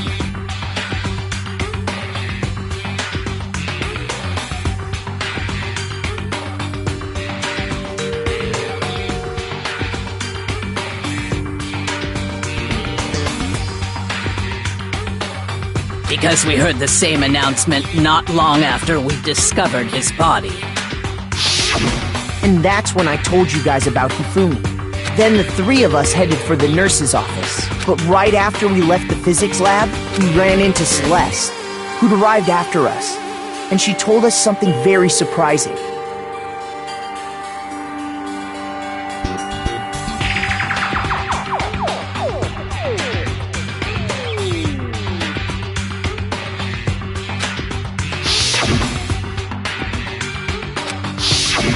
We rushed back to the nurse's office and saw that she was right.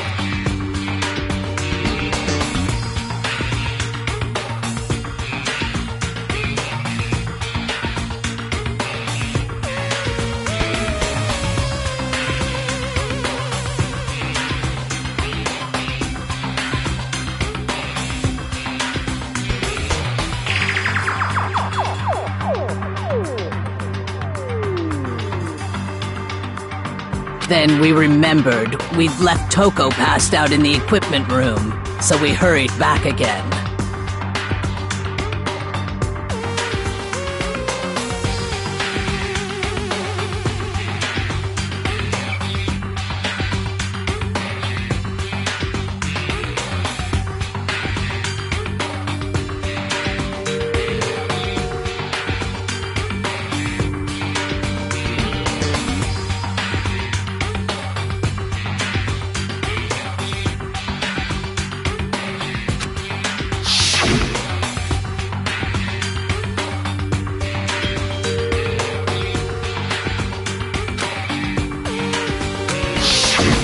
But when we got there, we discovered that now Taka's body had also gone missing.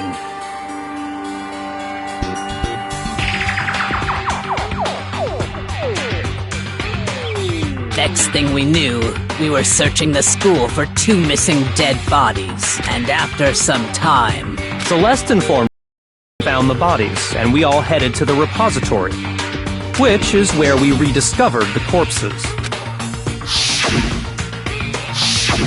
I think that about covers it.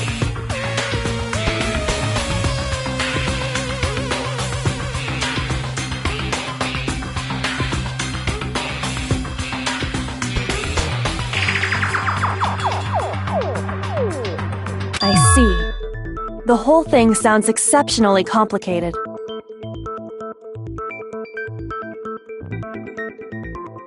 It certainly seems to me that these are not a simple series of connected events.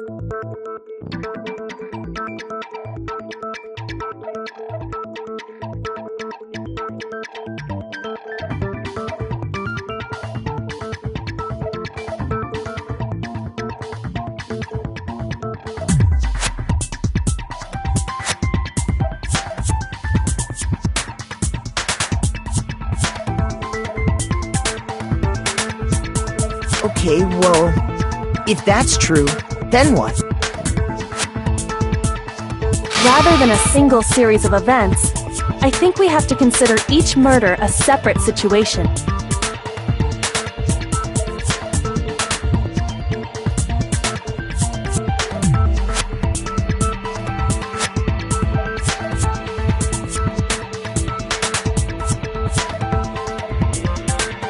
And from there, we can uncover the contradictions surrounding all of them. Now then, let's get started, beginning with what happened to Taka.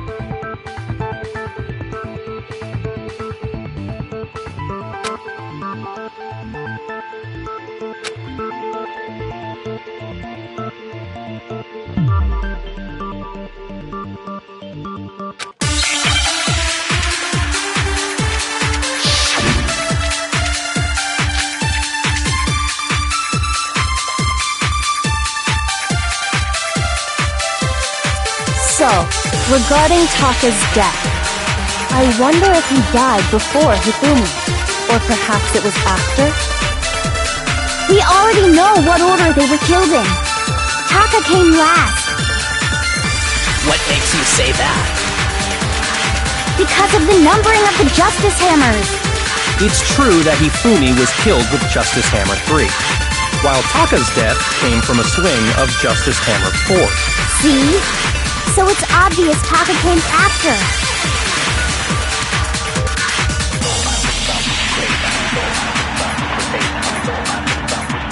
So, regarding Taka's death, I wonder if he died before Hifumi, or perhaps it was after? We already know what order they were killed in. Taka came last. What makes you say that? Because of the numbering of the Justice Hammers.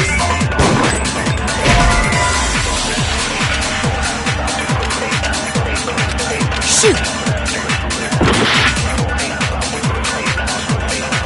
So, regarding Taka's death, I wonder if he died before Hifumi, or perhaps it was after?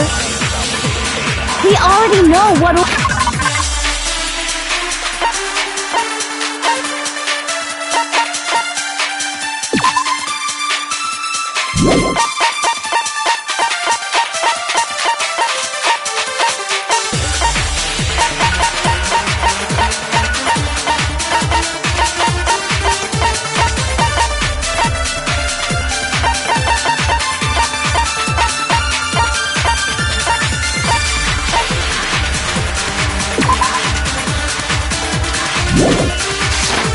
They were killed in.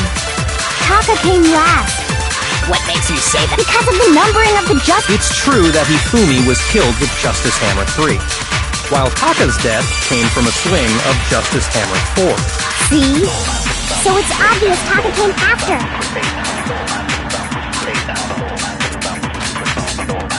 So, regarding Taka's death, I wonder if he died before Hifumi, or perhaps it was after? We already know what order they were killed in.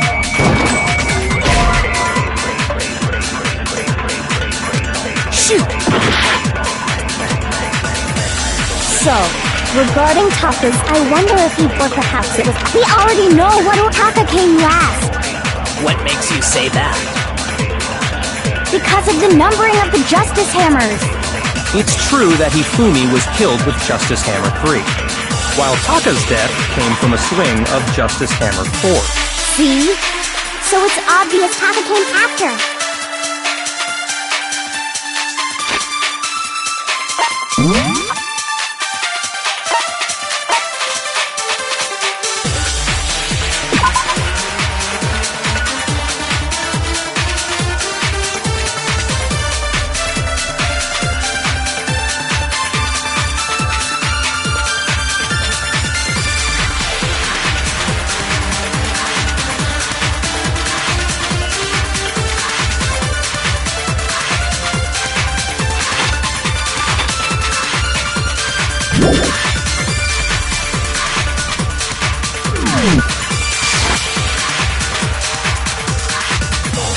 So, regarding Taka's death, I wonder if he died before Hifumi, or perhaps it was after?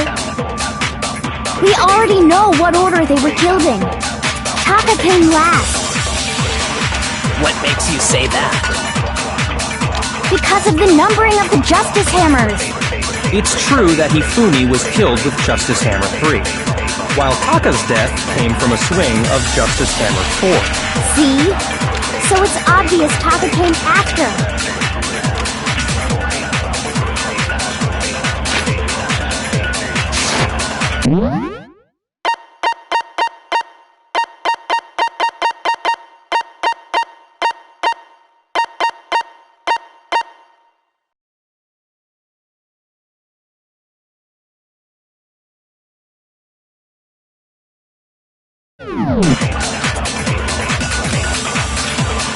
So, regarding Taka's death, I wonder if he died before Hifumi, or perhaps it was after?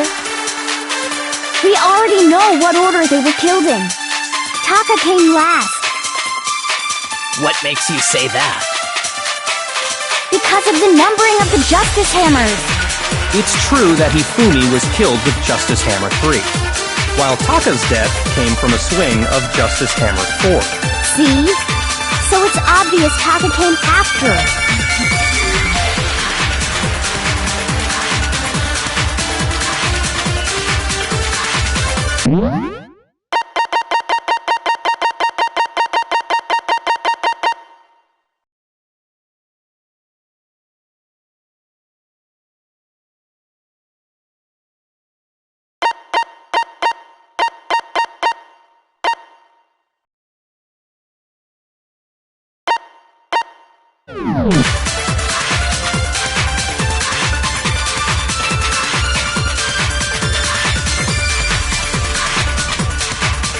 So, regarding Taka's death, I wonder if he died before Hifumi, or perhaps it was after? We already know what order they were killed in. Taka came last. What makes you say that? Because of the numbering of the Justice Hammers. It's true that Hifumi was killed with Justice Hammer 3, while Taka's death came from a swing of Justice Hammer 4. See? So it's obvious Taka came after.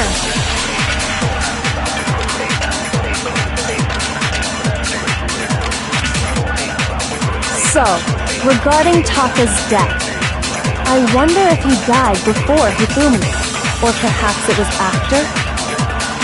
We already know what order they were killed in. Taka came last. What makes you say that? Because of the numbering of the Justice Hammers. It's true that Hifumi was killed with Justice Hammer 3, while Taka's death came from a swing of Justice Hammer 4. See? So it's obvious Taka came after.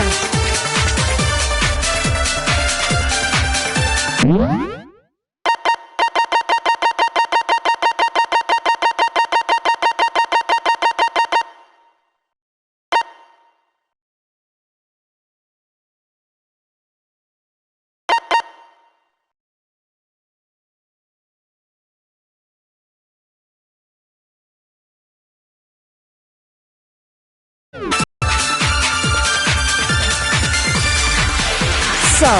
regarding Taka's death, I wonder if he died before Hifumi, or perhaps it was after?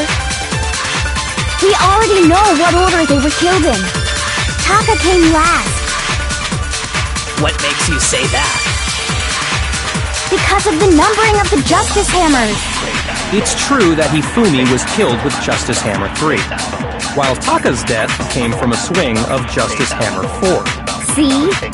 So it's obvious Taka came after.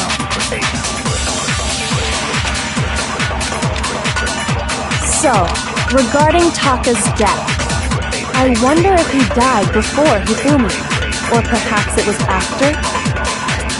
We already know what order they were killed in. Taka came last. What makes you say that? Because of the numbering of the Justice Hammers.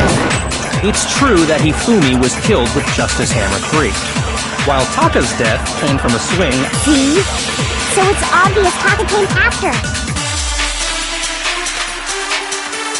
So, regarding I wonder if he died before Hifumi, or perhaps it was after? We already know what order they were killed in. Taka came last. What makes you say that? Because of the numbering of the Justice Hammers. No, that's wrong.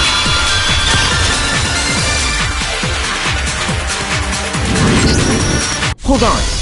There's no reason to assume that the hammers were used in the same order as their numbers. If anything, that's just another way the killer tried to disguise their actions. So you're saying the culprit wanted us to think the hammers were used in order, but in reality, Taka was killed before Hifumi? Okay then, let's see the proof.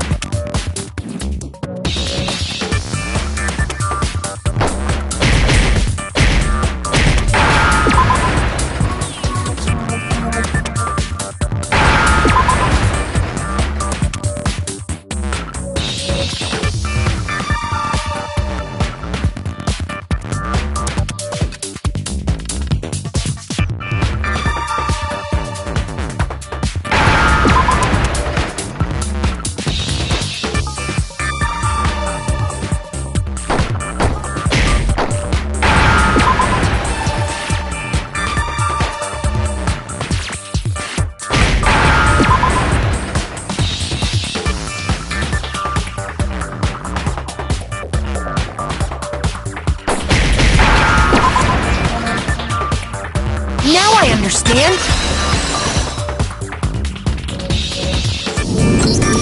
I've got it!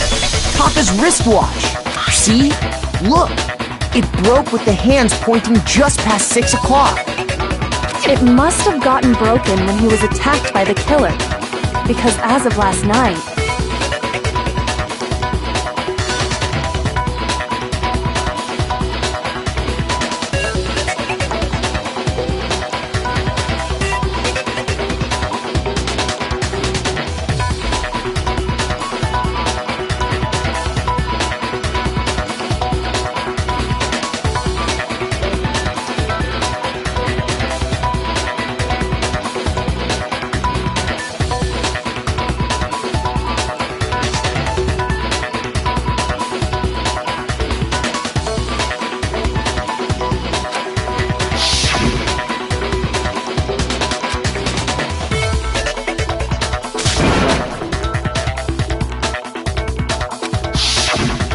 so if it wasn't broken after 6 last night, then he must have been attacked around 6 this morning.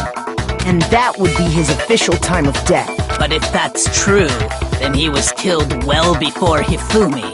And before Celeste was attacked this morning, which happened around 7. That's right. Taka was killed before any of the other incidents took place.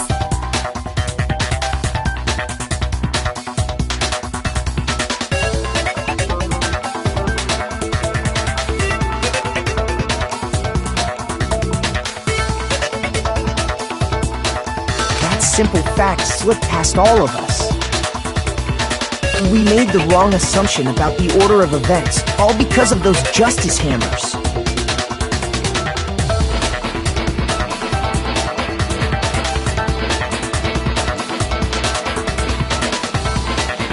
That's exactly why the culprit wrote the numbers on each hammer and had them increase in size. That way, when we saw how they were used in each incident, we'd easily make that wrong assumption. Now, if Taka was killed around 6, then everyone's alibis for his murder go out the window.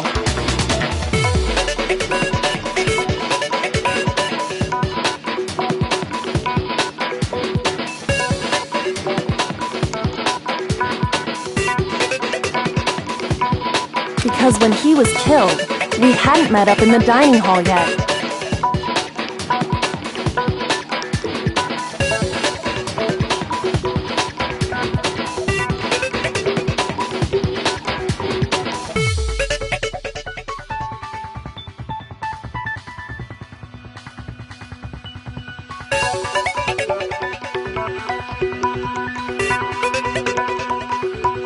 That may be true in the case of Taka's murder, but all of our alibis still hold true for Hifumi's death.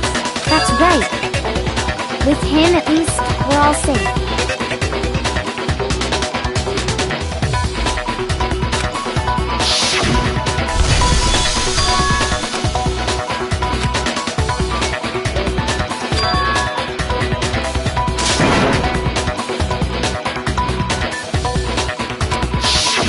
When we heard Hifumi screaming, we were all together.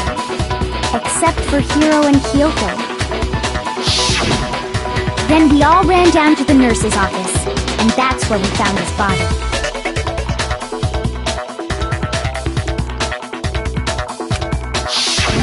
That's totally true! We're all in the clear! Oh, I know! They must have recorded him screaming on a tape or something, then played it later on! If that's true, where's the tape? I don't know. Don't just go making stuff up! Anyway, we all have rock-solid alibis for when we heard Hifumi scream. Since all of us were there together, clearly none of us could have killed him. And it does not stop there. There was also the moment when we discovered his body had disappeared.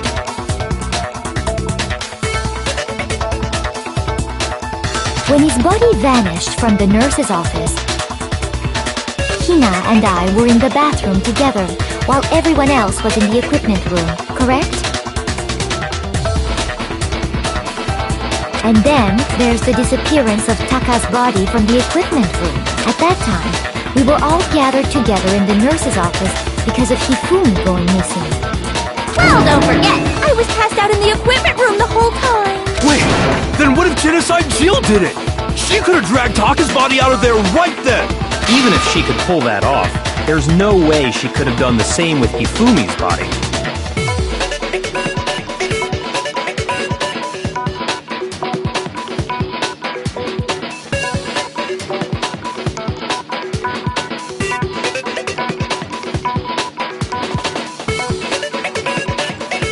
Because, as we just established, she was passed out in the equipment room when his body disappeared. Besides, I didn't do either of them anyway.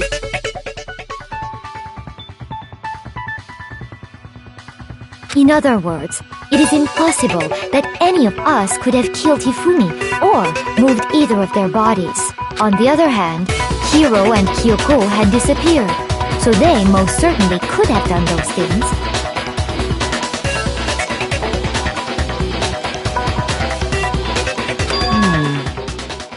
So what now, Kyoko? For now, we can't get fixated on who did it, or we'll just keep going around in circles. So instead of who, I propose we start talking about how. In particular, I think we need to figure out how Hifumi's body got moved. That's true.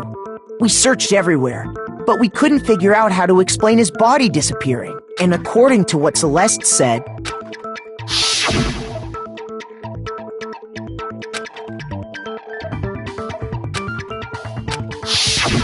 His body apparently disappeared in the 1 minute her and Hina took their eyes off of it. But to carry that much weight from the first floor up to the third in that short amount of time? Oh man, yeah! There's no way! It'd be impossible! Well, what if I told you there was a way to make the impossible possible? What? How? If the dead body were to move itself. The dead body moved on its own? No! I don't think it has anything to do with the occult. I think what she's implying is, we thought Hifumi was dead, but perhaps in reality he was still alive. He was alive? Are you saying Hifumi wasn't carried out of the nurse's office, but simply walked out on his own? But I mean, we found his body. He was dead. Perhaps he was simply playing dead. That it isn't possible.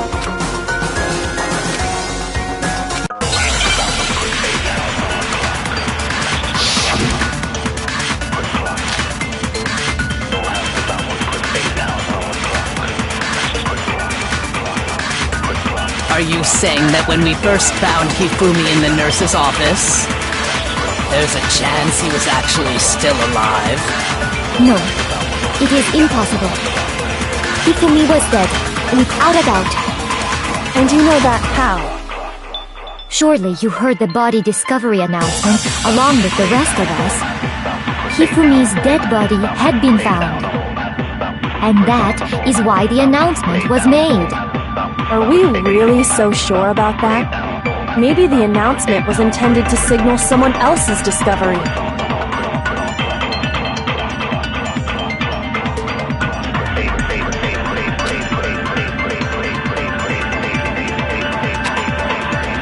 Are you saying that when we first found Hifumi in the nurse's office, there's a chance he was actually still alive?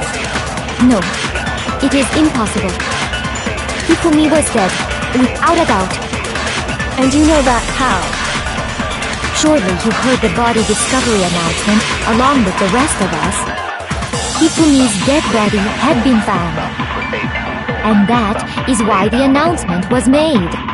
Are we really so sure about that? Maybe the announcement was intended to signal someone else's discovery.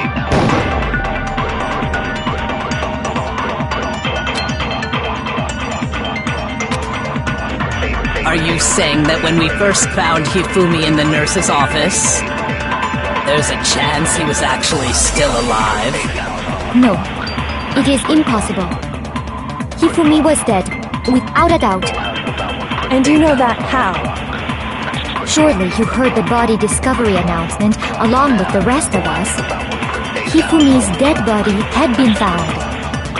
And that is why the announcement was made. Are we really so sure about that?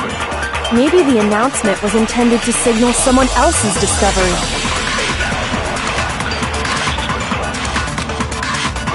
Are you saying that when we first found Hifumi in the nurse's office, there's a chance he was actually still alive? No, it is impossible. Hifumi was dead, without a doubt. And you know that how? Surely you heard the body discovery announcement along with the rest of us. Hifumi's dead body had been found.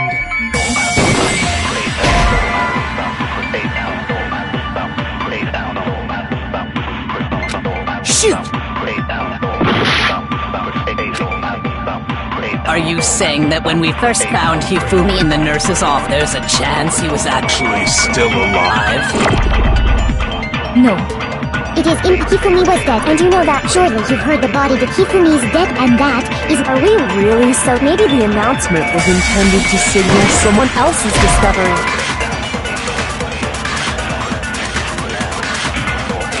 Shoot!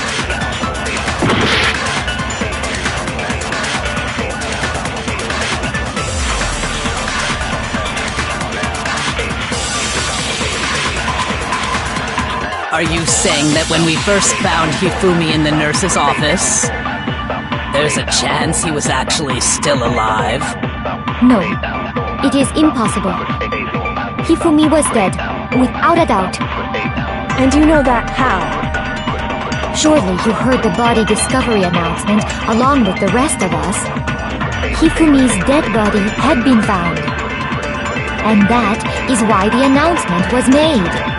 Are we really so sure about that? Maybe the announcement was intended to signal someone else's discovery.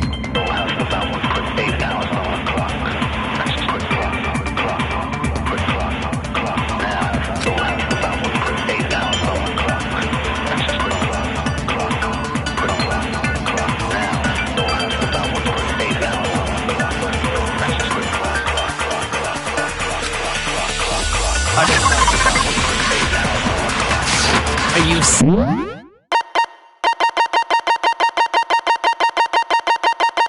saying that when we first found Hifumi in the nurse's office, there's a chance he was actually still alive? No, it is impossible. Hifumi was dead, without a doubt. And you know that how? Surely you heard the body discovery announcement along with the rest of us. Hifumi's dead body had been found. And that is why the announcement was made. Are we really so sure about that? Maybe the announcement was intended to signal someone else's discovery.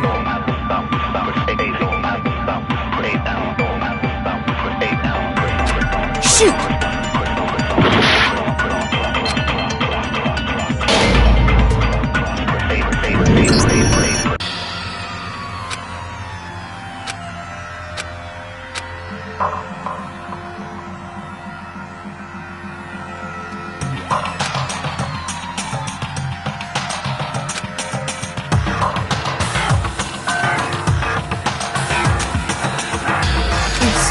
Is this I refuse to give up yet!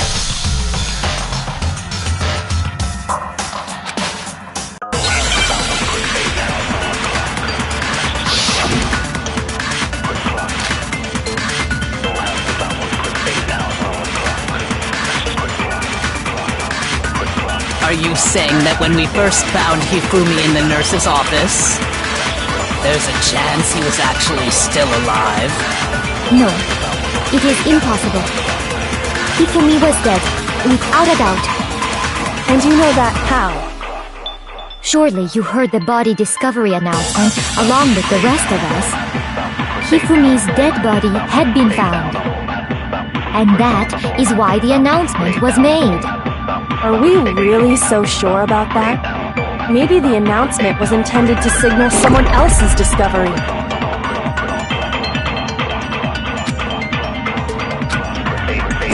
Are you saying that when we first found Hifumi in the nurse's office, there's a chance he was actually still alive?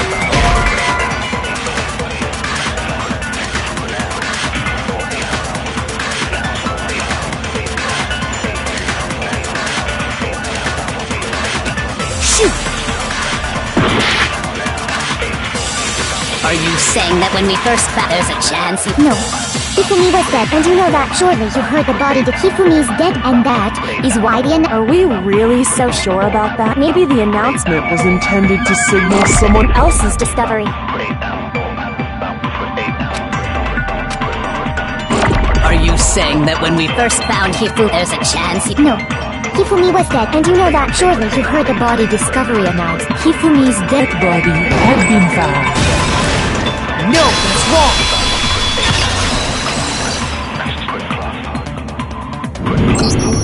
Was the body discovery announcement that was made really intended for Hifumi?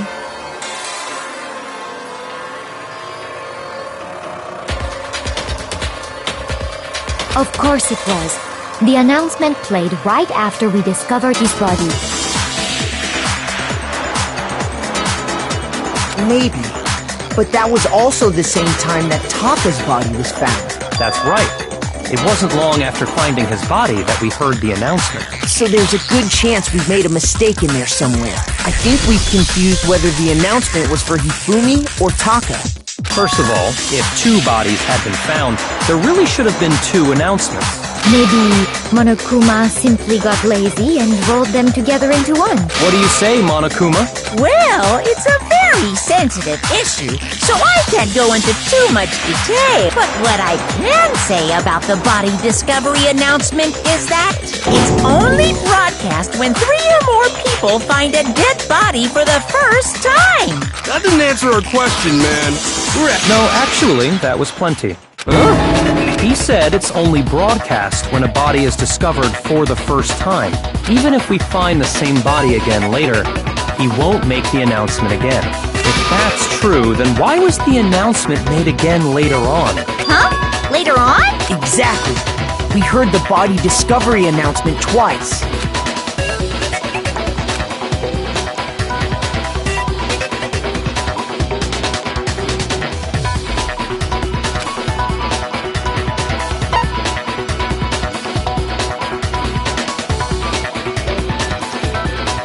I got it! We heard it a second time in the repository, when we rediscovered the 2 bodies.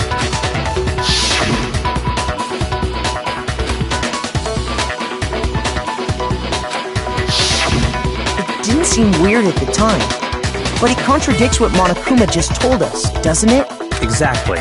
If we were actually rediscovering both bodies, the announcement shouldn't have played. And in reality, when the 2 dead bodies were rediscovered, one of them was actually being discovered for the first time. So, when we found Hifumi the first time in the nurse's office, he wasn't actually dead yet. Meaning, he wasn't actually found dead until we came upon him in the repository. And that's just part of it. There's one other thing that leads me to believe he was still alive in the nurse's office. Oh, I know! Because he was super good at playing dead! Bada bing, bada boom! That is the worst logic but honestly, I do not think there's anything that can prove he was still alive. Okay then, let's take another look at the events surrounding the discovery of his body. Then it should become clear whether he was really... This whole thing is pointless.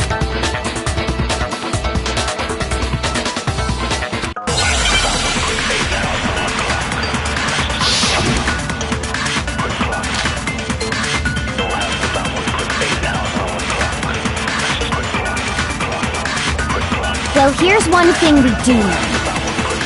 The first time we found Hifumi's body was in the nurse's office. And then, while me and Celeste were in the bathroom, his body disappeared. And the next time we saw his body, it was in the repository.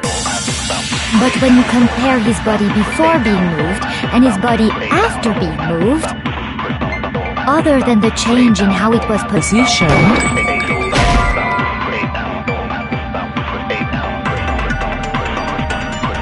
shoot! Well, here's one thing we did. The first time we found him, and then his body And the next time, it was in the But when you compare his body before being moved and his body after being moved, other than the change in how it was positioned, there was no notable difference. No, it's wrong!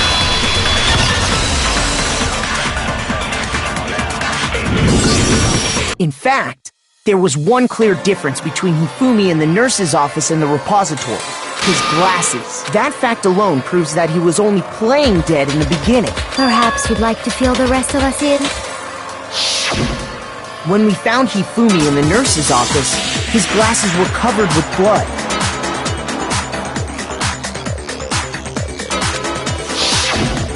But when we found him again later in the repository, they were spotless. And I found the item he used to wipe them clean in the nurse's office trash can.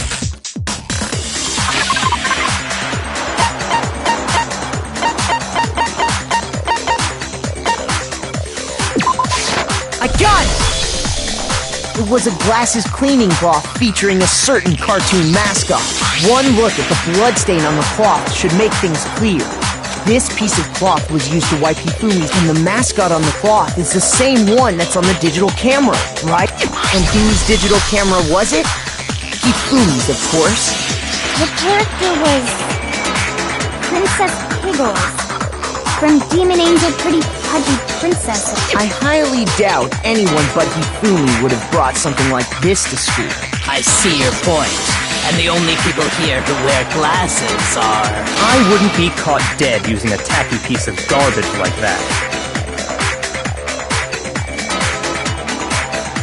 A few tissues is all I need to keep my glasses clean. Then there's no question. What I'm saying is, the blood on his glasses was wiped away using his own glasses cleaning cloth. Even if that is true, it does not mean he wiped the blood off himself. But who would benefit from a clean pair of glasses other than the glasses owner? That's a good point. Then it must have been him. So let's assume that Hifumi was still alive in the nurse's office. He pretends to be dead. Then when he's alone, he wipes his glasses clean so he can see. Then he stands up and walks out on his own 2 feet. And with that, the impossible task of moving his copious corpse becomes possible. But then, if he was just pretending to be dead, what was with all that blood? Was it paint or something? The fridge in the nurse's office contains packs of blood for emergencies. He probably used one of those. He figured if he was gonna play dead, he should go all out, so he just dumped it everywhere! But he got crazy with it and had to wipe his glasses off when he was done! God, what an idiot! And if Hifumi was still alive at that point, the disappearance of Taka's body is easily explained. It should be perfectly obvious who must have moved Taka's corpse.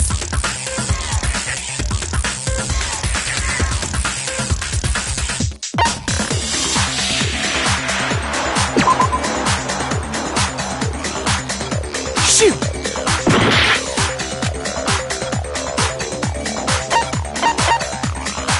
I got it! It could only have been Hifumi. While we were all gathered in the nurse's office, he went to the equipment room and took Taka's body. That also explains how the door to the repository got locked. The door was locked? Well, after the bodies disappeared, we all went looking for them, right? So me and Sakura headed for the repository. But when we got there, the door was locked. And the repository door can only be locked from the inside, which means when Hina and Sakura got to the repository, someone was already inside. And it could only have been Hifumi, who just finished stashing Taka's body there. He convinced us all he was dead, and when he saw his chance, he dragged Taka's body to the repository. So, Hifumi wasn't just another victim in this case. He was one of the assailants. But that means he took part in the murders. I just can't believe it. If you're having trouble, would you like me to show you one more piece of evidence? There's more? Oh, absolutely. The single biggest fact pointing to his involvement has yet to be revealed.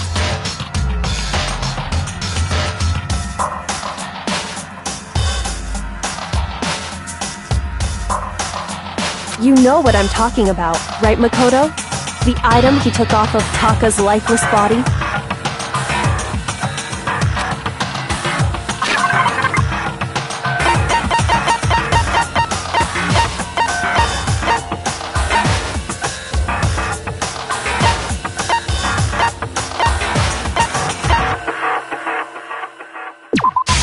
I got it!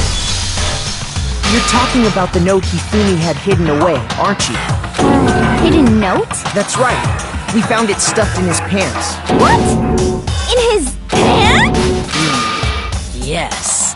Okay, well, forget about the pants for now. Take a look at what the note says.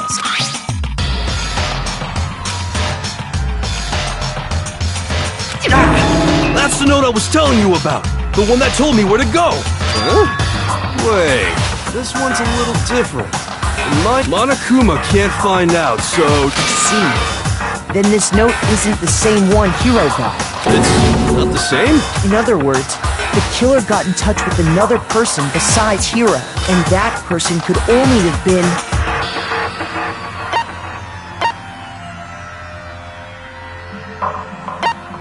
I got it! That's right! Taka! The killer used this note to draw out Taka and murder him!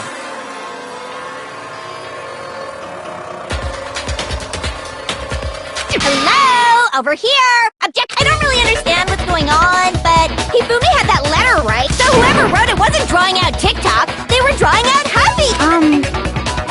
Just to be clear,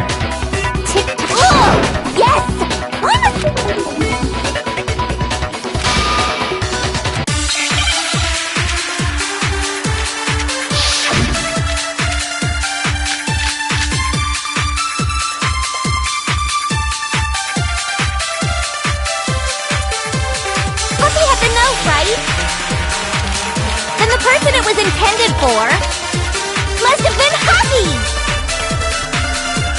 But remember what the note said. What time did it say to meet? 6 a.m., I believe. The time doesn't matter! The note has nothing to do with TikTok!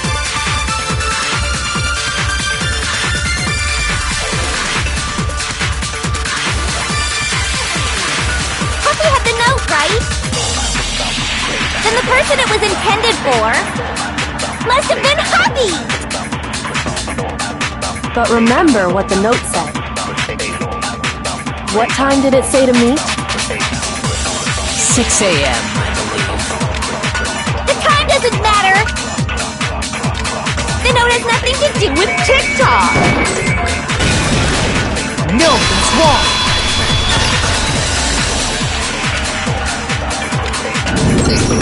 No, there absolutely is a connection. What the hell are you talking about? The note said to meet at 6 a.m.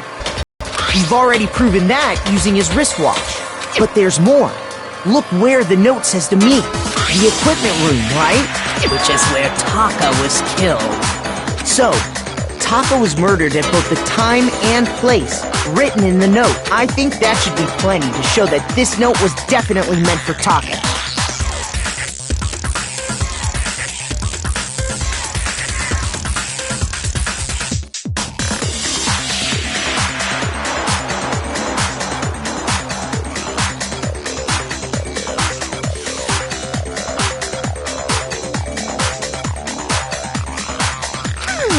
Well, no further objections!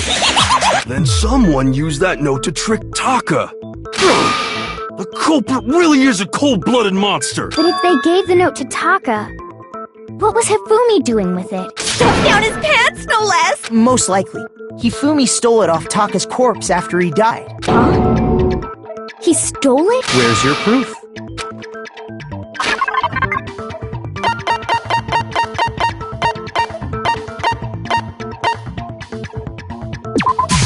I got it! When I searched Taka's body, I saw that his life was, if I'm right about this, I knew it! It fits perfectly with the note we found hidden on Hifumi. Then Taka's scrap and Hifumi's note. Yup, they're from the same piece of paper. Hifumi had the note meant for Taka, while Taka's corpse still grasped a small piece of that note. There's only one way to explain it. Taka died clutching the note. Hifumi tried to free the note from its death grip.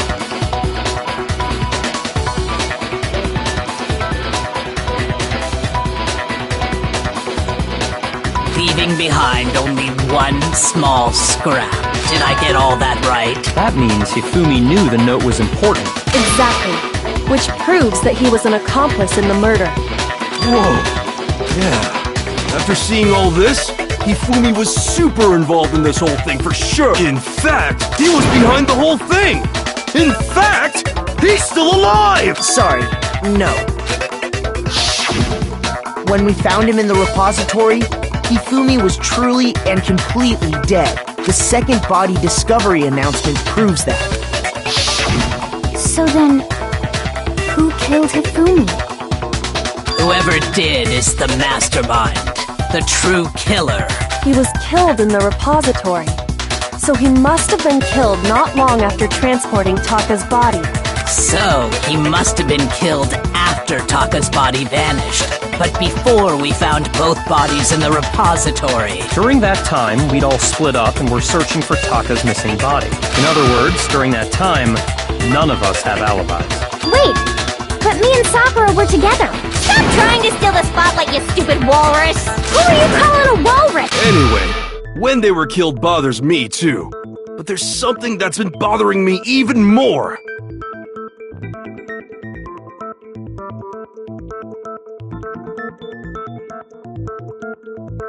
And what might that be? The weapon they used to kill Hifumi! The weapon? Yeah, because I mean, the way Taka and Hifumi were killed was almost the same. with them having similar fractures and all. But Justice Hammer 3 and 4 were still laying around in the nurse's office and equipment room, right?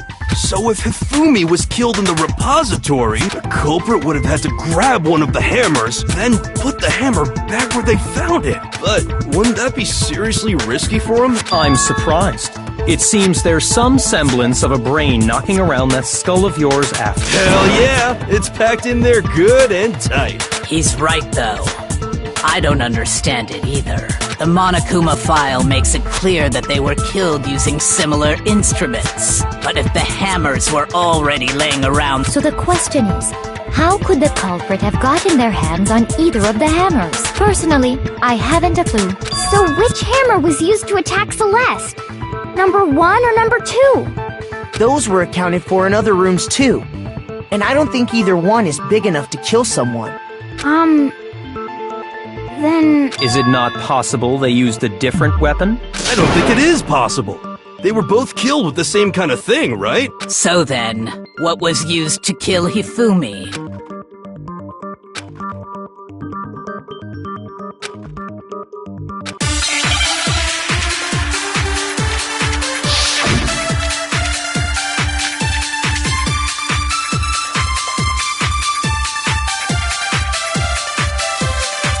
What was used to kill Hifumi? Was it Justice Hammer 3? Maybe Justice Hammer 4? Well, whatever it was, there's one thing we have to figure out. How was the culprit able to move around so freely with the weapon? How did nobody witness them carrying it? Sounds like a Justice Hammer 5 is about to make its appearance! Shoot! What was used? Was it maybe Justice? Well, there's one. How was the culprit? How did nobody... Sounds like a Justice Hammer 5 is about. Check out murdergear.com/hammertime for more info. Well, one thing seems pretty clear. The murder weapon had to be one of the Justice Hammers! No, it's wrong!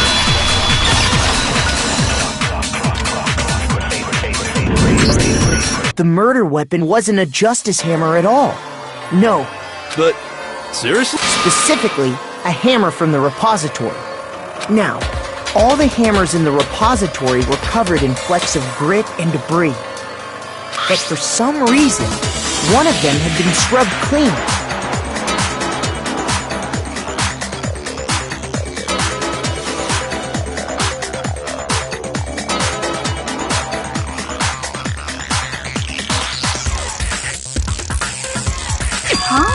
And the reason it had been scrubbed clean was most likely because it was used to commit murder. If the hammer got covered in Hifumi's blood... I'd also like to point out that the repository has all kinds of hammers. Big ones, small ones, and even some flat mallet-like ones. I think whoever made the Justice Hammers used those as a basis for their design. If that's true, that would explain the Monokuma file's note about the wounds being similar. So Hifumi moved Taka's body to the repository, where someone then used a hammer to kill him. Whoever did that was the true killer. The one Hifumi was working with. And the one who betrayed him.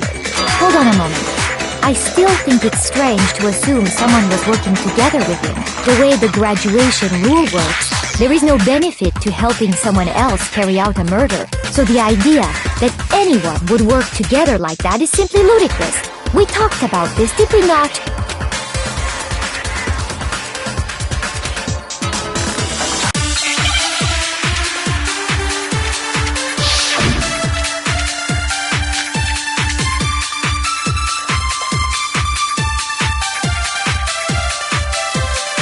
Based on the rules that have been laid out for us, even if more than one person is complicit in the murder, only the one who actually carried out the act can graduate and survive. Assuming the rule holds true, it is simply impossible that two people work together on this. That is how the rule was explained to us. But that only really applies if there's one murder, right? In this case, however, there were 2 murders.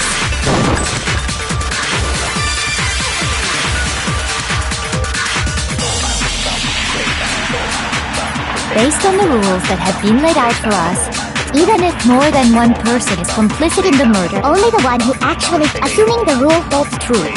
That is. But that only really applies if they're in this case, however, there were 2 murders.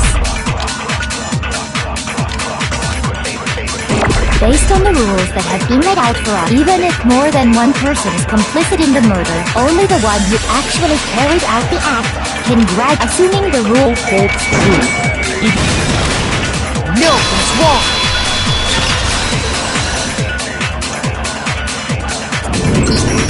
Since there were 2 murders, it's at least plausible that more than one person was involved. What do you mean?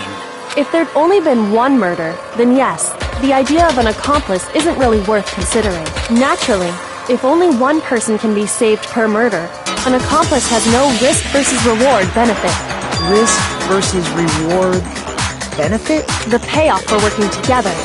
The reward that balances out the risk of taking part in a scheme. There's no point in being someone's accomplice if there's no benefit to you. However, if there were some potential mutual reward for the risk, then cooperation becomes possible. You're saying that 2 people could act as each other's accomplices to commit 2 separate murders. I think that's what the true killer told Hifumi. They would each have an accomplice for their crime.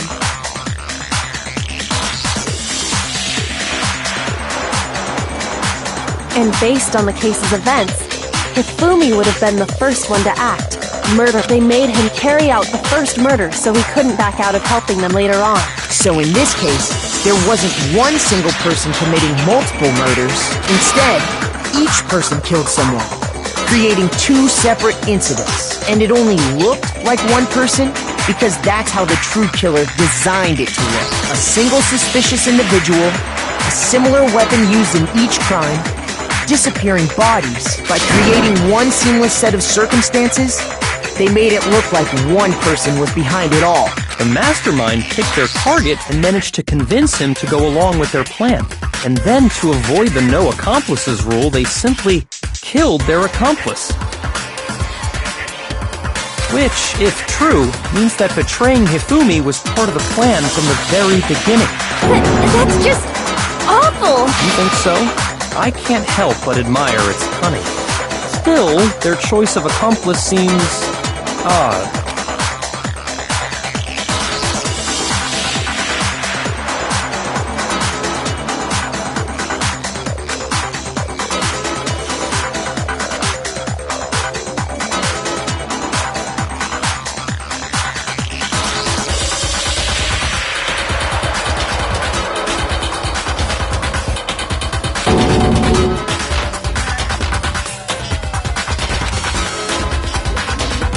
Understand how an accomplice could be involved. But then, who was the one pulling Hifumi's strings? That's problem numero uno right now!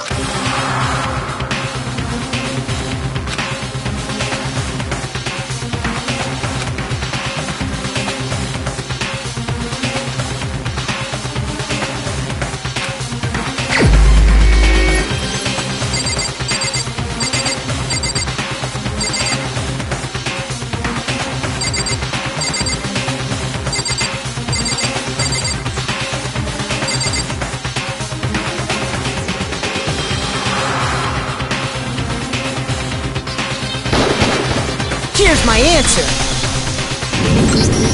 It was Celeste. Ah, so I'm the suspicious individual now, am I? I really do hate this kind of joke. A joke? So what you are saying, then, is that I specifically chose to work together with Hifumi.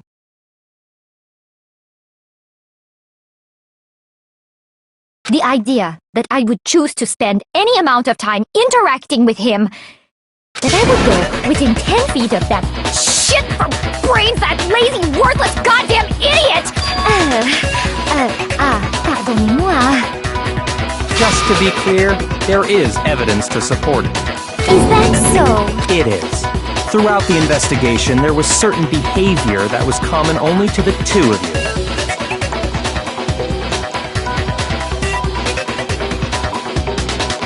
Considering what we've learned so far, it only further proves that the two of you were working together.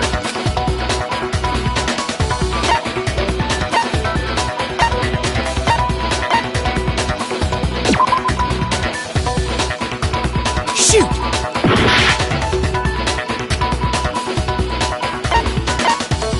I got it! The behavior they had in common has to do with the suspicious individual in the suit, doesn't it?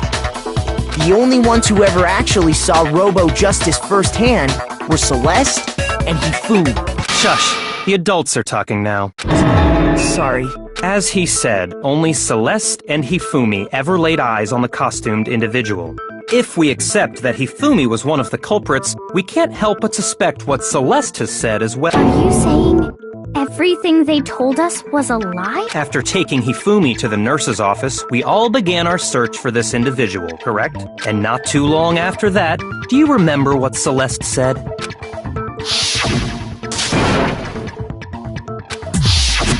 We headed to the second floor specifically because of what she claimed to have seen. Next, to draw us all to the physics lab up on the third floor, She let out a blood-curdling scream. and when we'd all come to see what was wrong, what was it she said?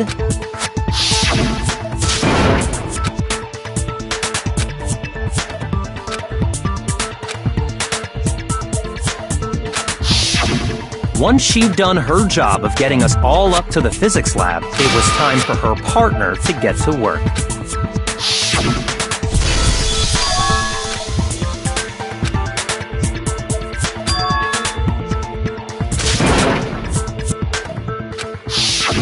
It was to get us to divide into two groups, so that we would discover both bodies at the same time? In fact, Celeste was precisely the one who proposed that we split up.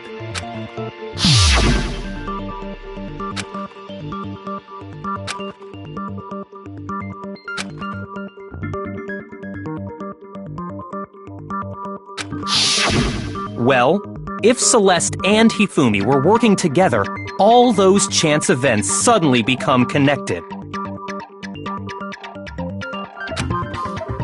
And on top of that, that piercing cry of yours early on.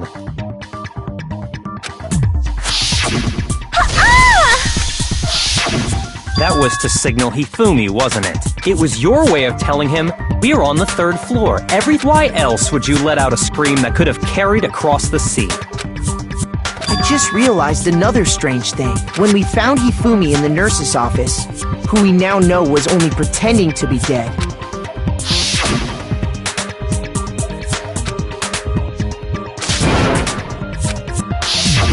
Celeste, you were the first one to say he'd been murdered.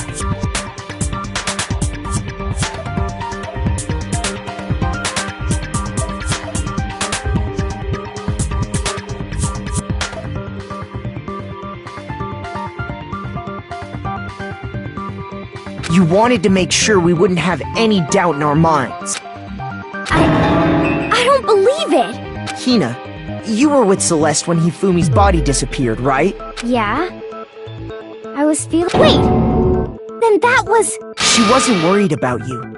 She just saw a chance to help Hifumi sneak out of the nurse's office. Each piece isn't much by itself, but start putting them together and the picture gets very ugly indeed. Wouldn't you agree, Celeste? I have no idea what you mean. Don't bother trying to deny it. You made one fatal mistake. Oh, did I? I didn't even catch it myself when you first said it, but looking back, I can say that that one little slip-up was your undoing.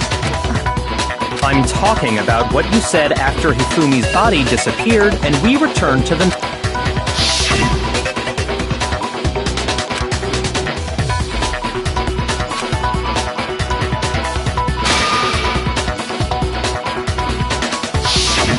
I remember her saying that too, but I don't understand what's so strange about it.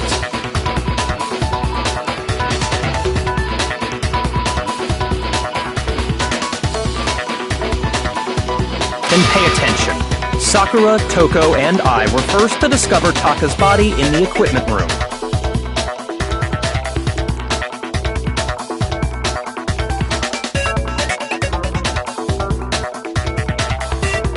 Then Makoto showed up and told us Hifumi had been killed. So Sakura and I left with Makoto. Once we were in the hall, we ran into Celeste, and the four of us headed to the nurse's office. Now, the entire time we were together, none of us said anything about Taka being dead.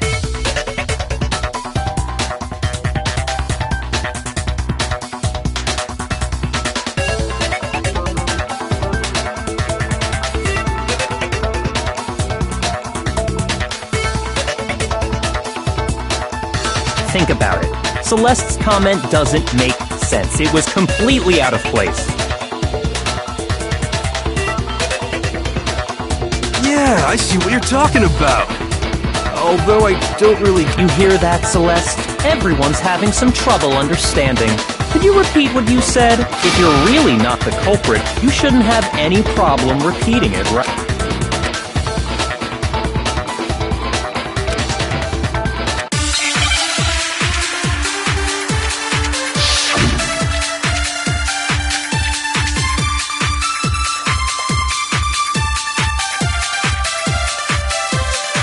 All I said was, they must really be enjoying this. Enjoying the sight of us standing around, frightened and confused. They must be positively elated. We are all going to die here.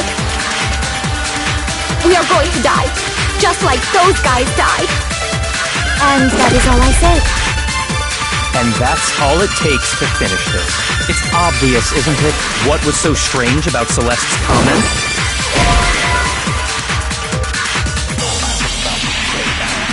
Shoot!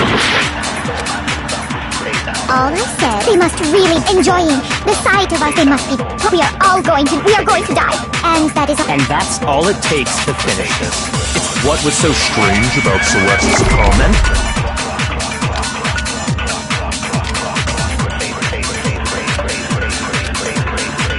All I said was, they must really be enjoying the sight of us standing around, frightened and they must be positively elated.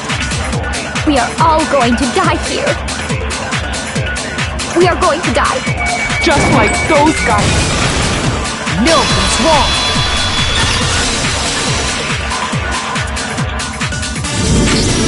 That's right. There's no reason Celeste should have said, just like those guys died. When she said that, none of us had told her Taka was dead. Exactly.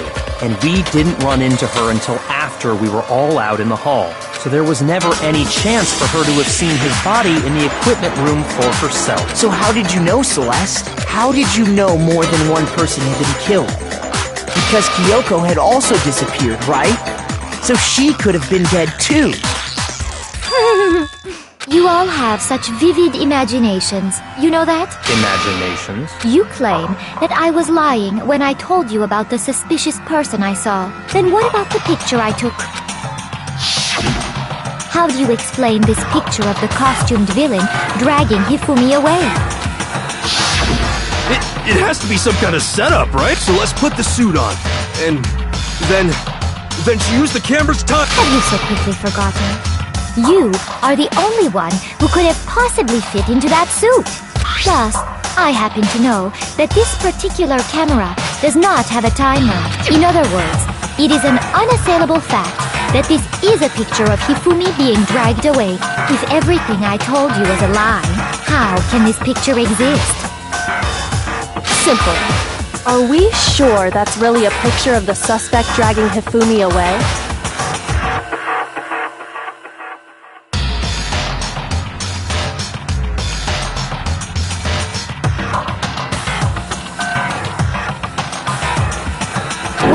What mean by that? Surely there are other explanations than the one you've offered up. No, there is no other explanation.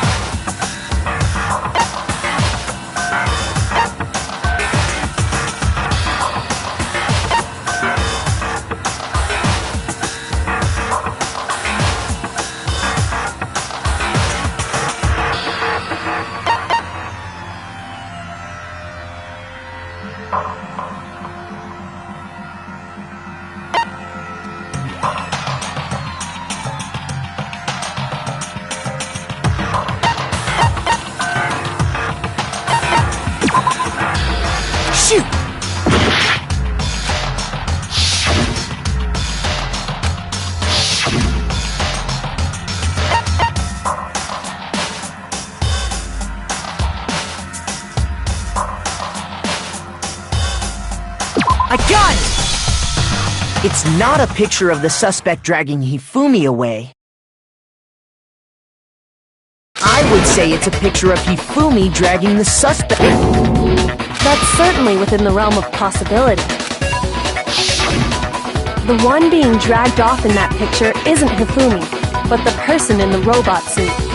We've simply been led to believe that it's the other way around. And the strange costume might only exist to lead us astray even farther. If you saw someone wearing something like that in this situation, of course you'd notice and be suspicious. That's what happened! You put me to sleep and made me out to be the bad guy in all this! Such a thing is utterly impossible. Hifumi was dragging him away? Ridiculous. Is it? I don't think it's ridiculous at all. Then shut your mouth and allow me to educate you.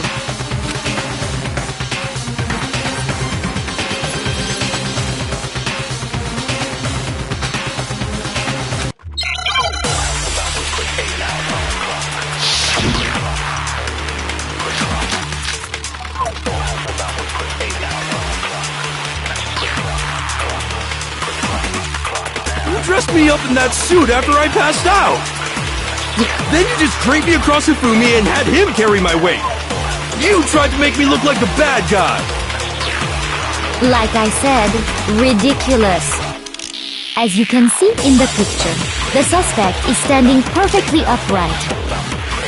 If the person inside the suit was unconscious, there's no way they could stand up straight like that. Then the fortune-telling idiot is the culprit after all! No way!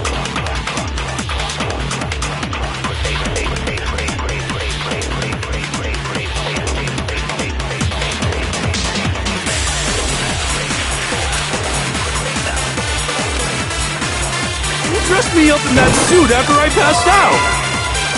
Then you just draped me across Hifumi and had him carry my weight! You tried to make me look like the bad guy! Like I said, ridiculous. As you can see in the picture, the suspect is standing perfectly upright.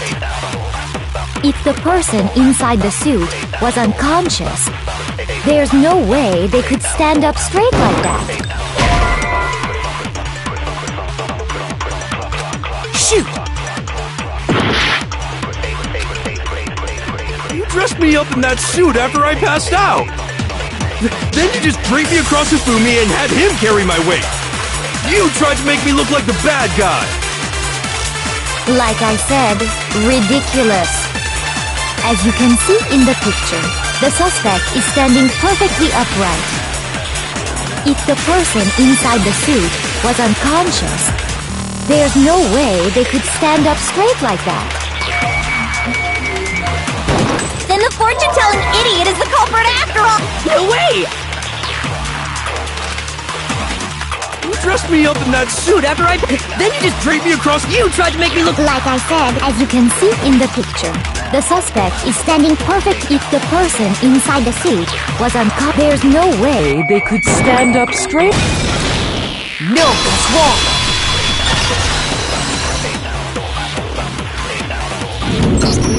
No. Even if the person inside the suit were unconscious, because that Robo-Justice suit had a certain characteristic.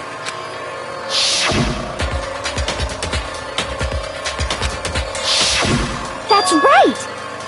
They totally made a mistake. I'm not so sure that was a mistake. I think the suit was designed from the beginning to... Celeste and Hifumi took the suit they'd specially designed and stuffed Hiro into it. That's how they were able to fake that whole thing. The point of it all was to make us believe whoever was in the suit was to blame. Well then, I suppose this is checkmate. Checkmate? Don't make me laugh, you idiot! What do you mean, checkmate? Celeste? Clearly, you want to cram me into your little guilty box. Well, there's one little problem. Have you already forgotten what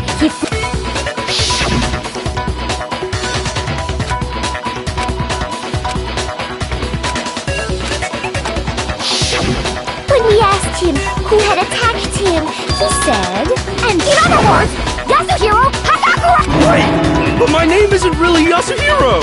It's actually Taro! Your confusing statements don't make any sense. He did say Yasuhiro, but are we sure he was really pointing the finger at Hiro? What the hell are you talking about? I'll burn you alive! Kyoko, what do you mean by that? Think back to how Hifumi used to talk to us. How did he refer to each of us?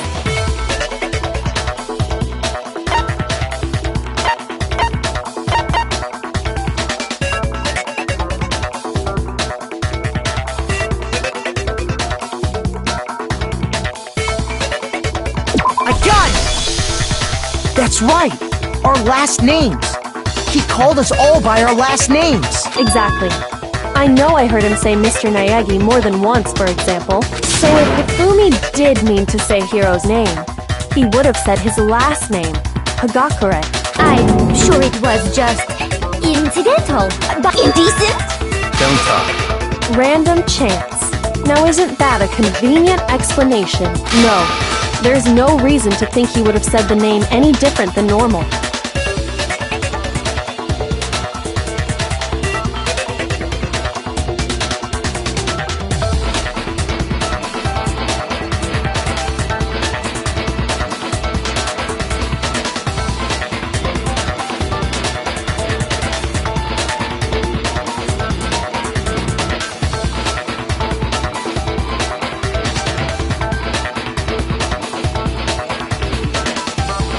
But he must have run out of energy before he could say any more. So Hifumi was trying to tell us the last name of whoever killed him?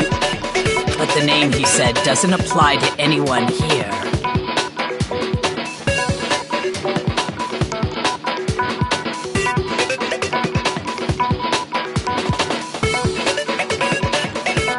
Well, no. Hold on. And that's Celeste.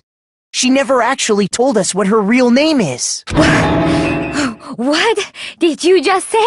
To think you'd take your false accusations so— Come on! Enough with your idiotic blather! Yasuhiro is a loser's name! Do I look like a loser to you? Well? Do I? What?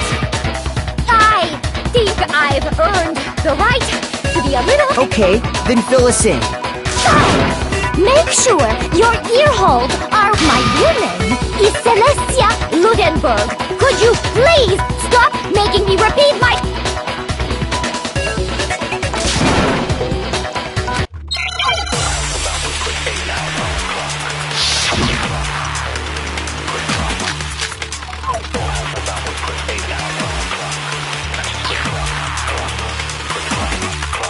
Hifumi was trying to tell us something. He wanted us to know the killer's last name, Yasuhiro. If there's one person here who might have that last name, It would have to be you, Celeste. You haven't told anyone what your real name is. How many times do I have to tell you? My name is— Celestia Ludenberg! God damn it! How long do you plan to go on pretending? I'm not pretending. It's the truth. And since you have no way to contradict me, that's the only truth there is! Moron!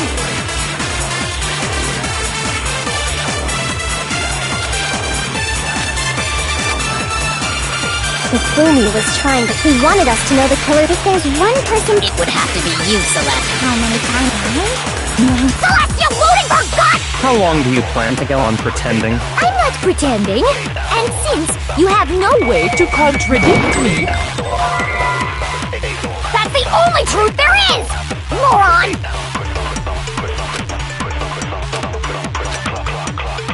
Hifumi was— He wanted us to know the killer. If there's one person— It would have to be you, Celeste. How many times? Celestia Ludenberg, God damn it!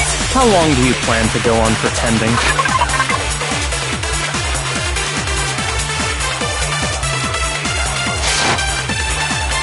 I'm not pretending. It's the truth. And since you have no way to contradict me, that's the only truth there is! Moron!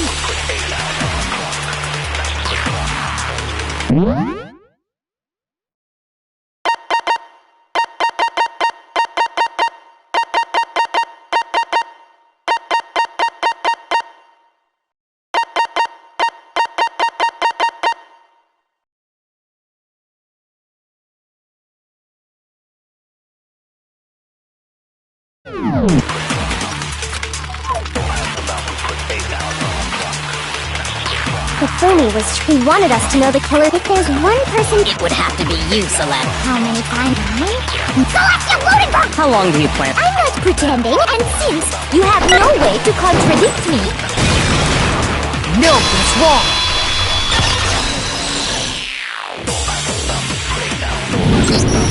That's it! The handbook! What? Anytime you turn your handbook on, it shows the owner's name when it boots up. Monokuma told us all about...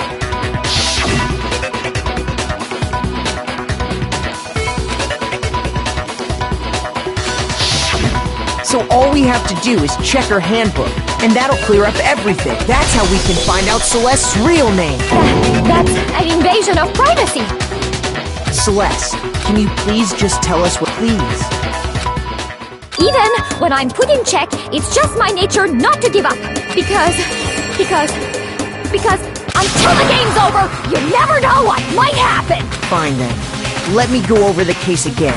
And that'll bring everything...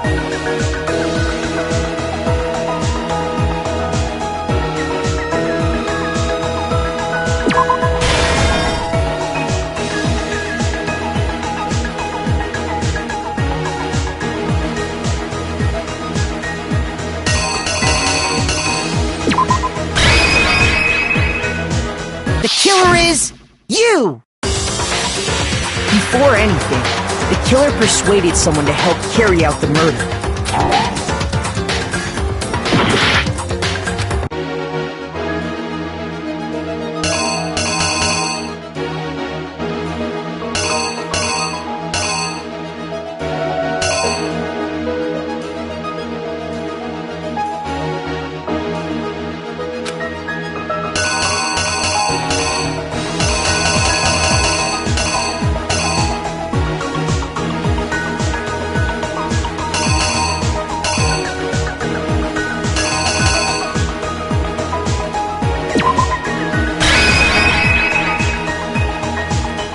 Here's exactly what happened. Before anything, the killer Hifumi. With an accomplice, the killer was able to execute a number of otherwise impossible schemes.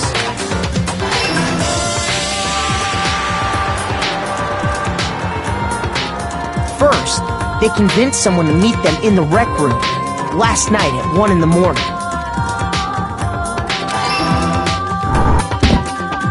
That someone they met with was Hiro. The murderous duo intended to pass Hiro off as the prime suspect.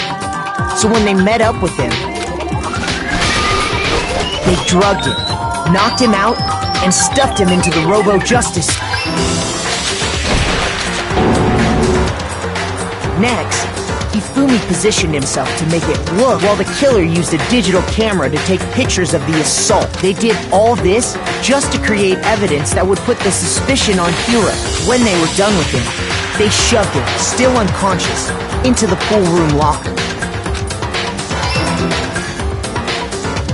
And then finally, at 6 a.m., they moved into the murder phase of their plan. They called Taka to the equipment room.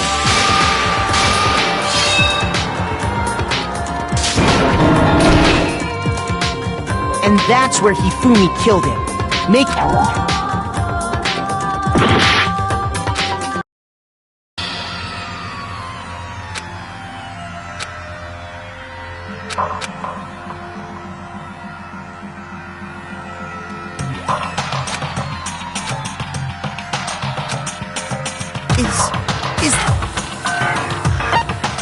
I refuse to give up yet!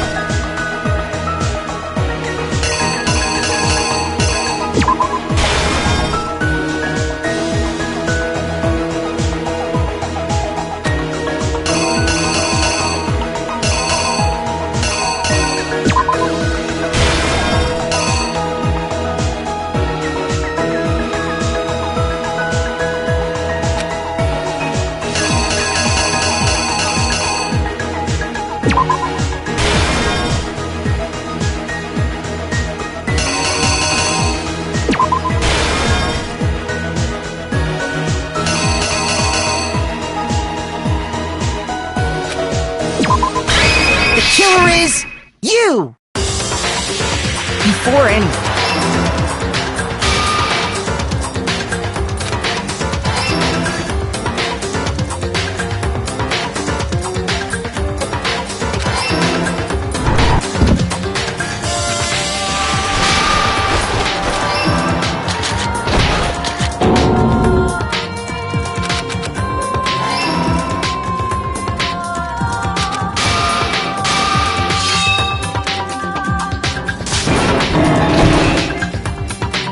And that's where Hifumi killed him.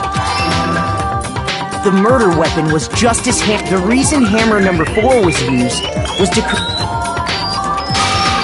So, next for these attacks, the killers pretended to be the victims. The first fake incident was the attack in the rec room. There, the killers wanted us to see Justice Hammer 1, and they wanted to make sure we bought this. So the second fake incident was the attack in the... This time, they planted Justice Hammer 2. With these two incidents, the killers were able that the suspect was increasing this. He fell right into their trap and started looking for the suspect based on...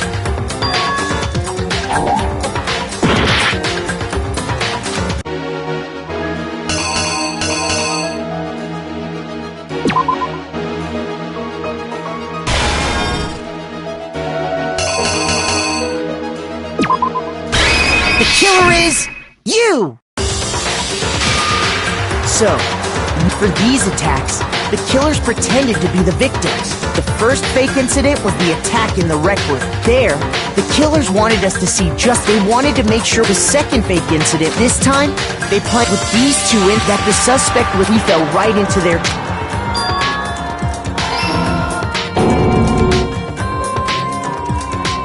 While we did that, we left Hifumi alone in the nurse's office.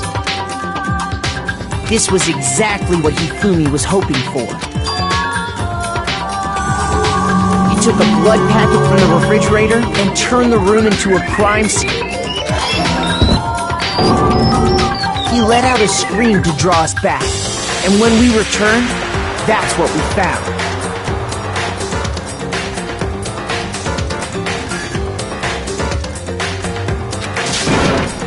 Meanwhile, the other group that had been out searching found Taka's body at the same time. So when we heard the body discovery announcement, we left the nurse's office. And Hifumi once again took advantage. He simply got up. When we learned his body had disappeared, we all knew once again Hifumi had the chance he was waiting for.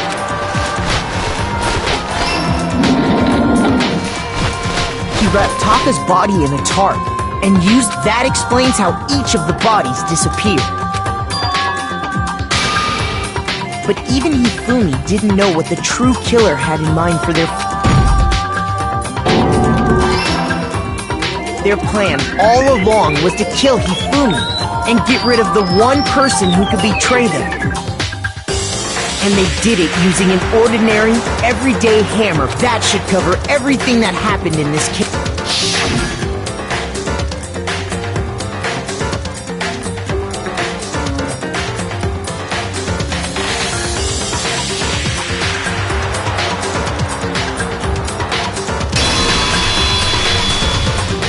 Celeste!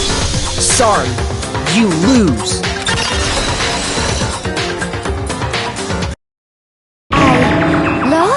I lost? When was the last time I was forced to utter such words? They hang heavy around my neck. Then you admit it? Listen to you. I, Celestia Ludenberg. Taiko Yasuhiro is fine. Taiko? So, you finally accepted it. I'm the kind of person, once I've lost, I don't like things to drag on. Interesting.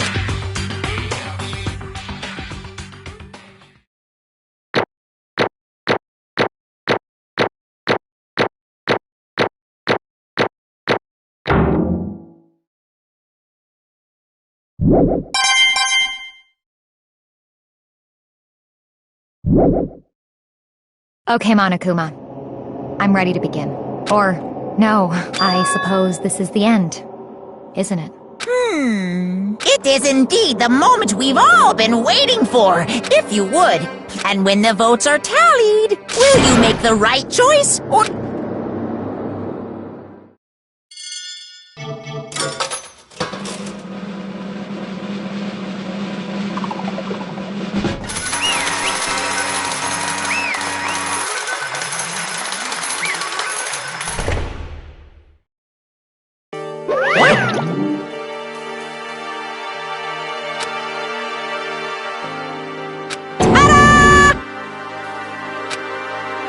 Honestly.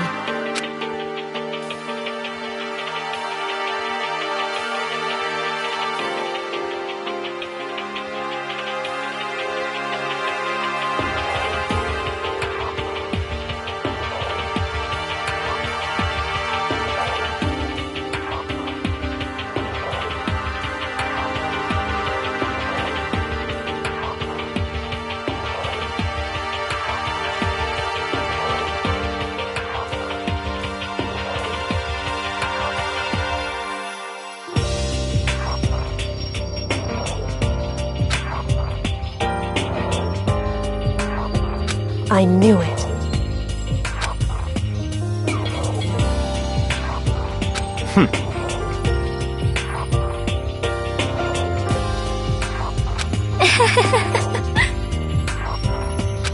So then...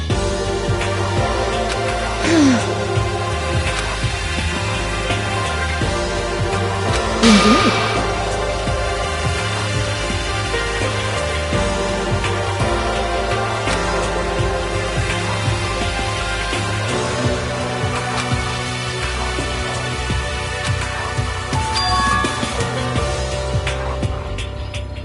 Say what?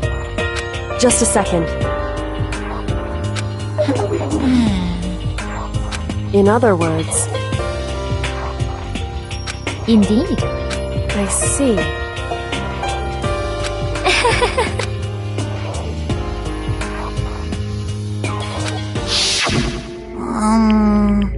Actually, What? are you okay with this? So then...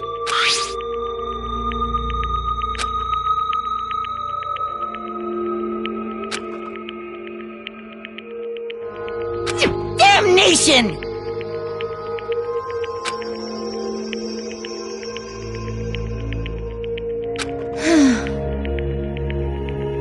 Say what? As for me... Oh. As for me... What?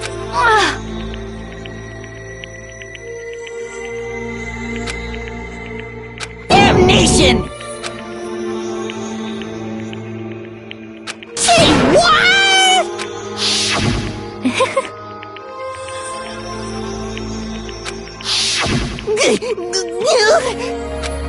Completely unfortunate. Most unfortunate. Actually, What? indeed. Completely. Honestly. I swear! Actually,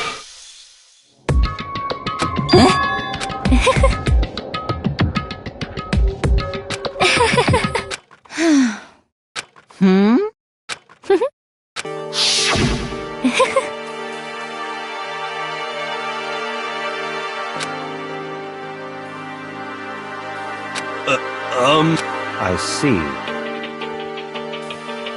indeed.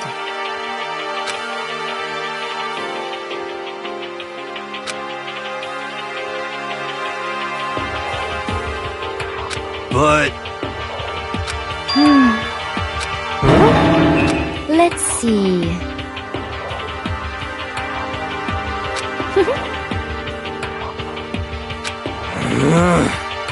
Well,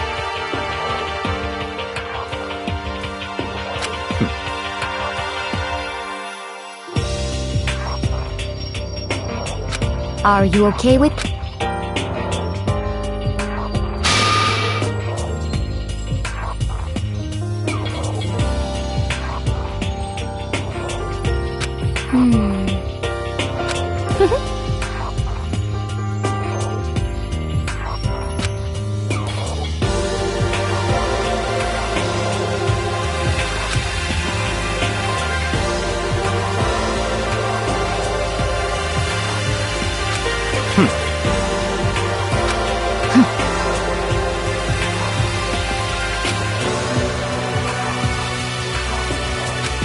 so in the end,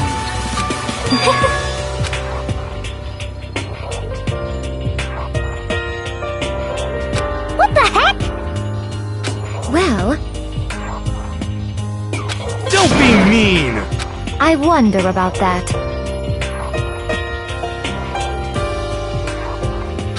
Why? What the heck?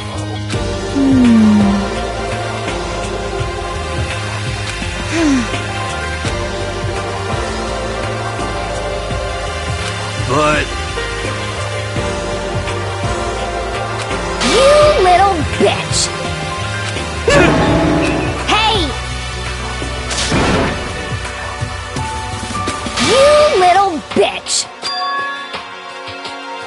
This is fine.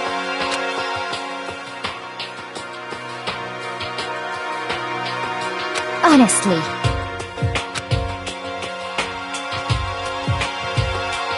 As for me...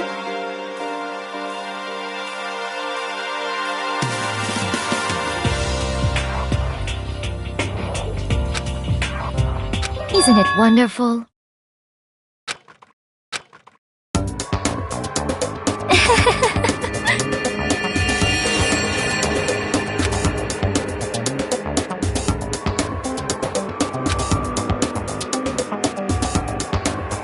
This is fine.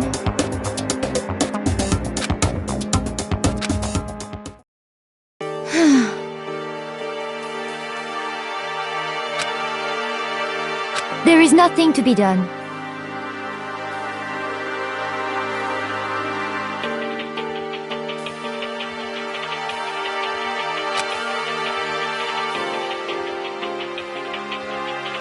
Just the worst.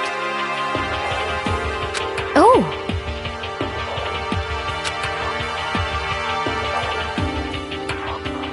Do you understand?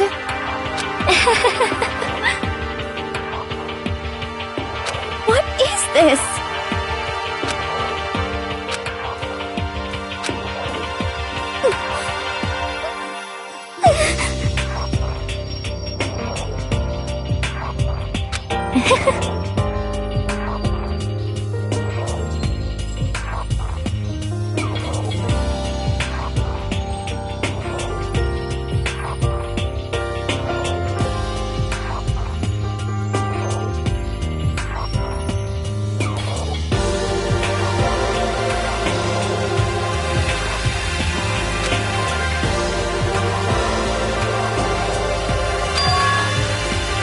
Yes, indeed.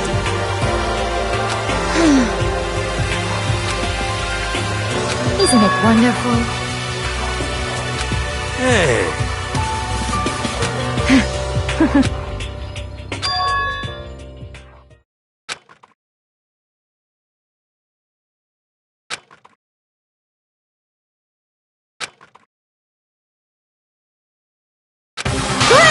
Chills! Kills! Now then, I prepared a very... Let's give it everything we've... I guess I'll let Kyoko hold on to this. What? Will it really give you the hope you're looking for? I can't say I ever saw it that way.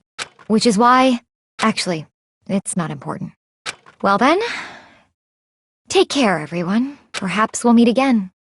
In another life.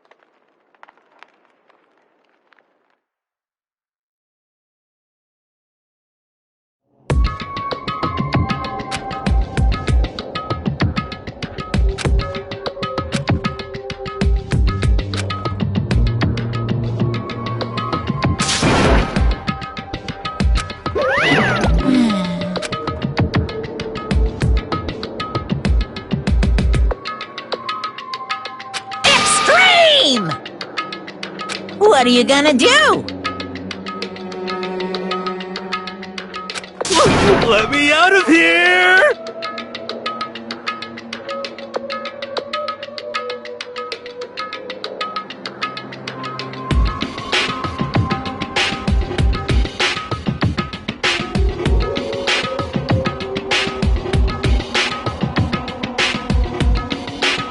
Too bad.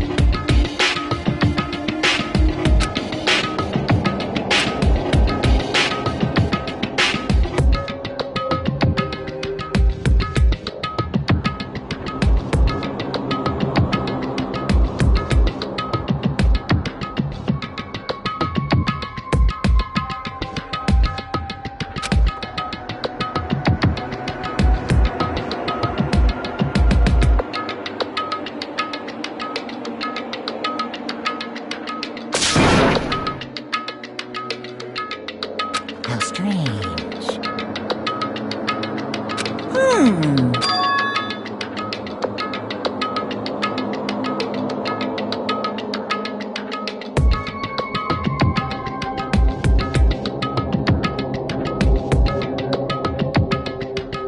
Hey! Hey! What? So then, you... Ooh!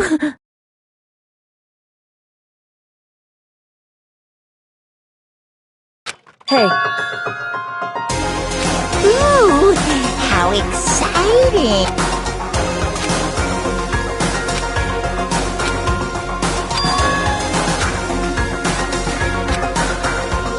Hello. Well?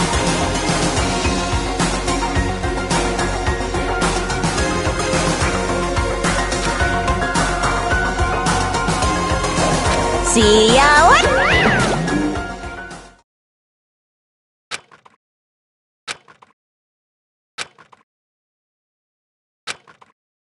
so...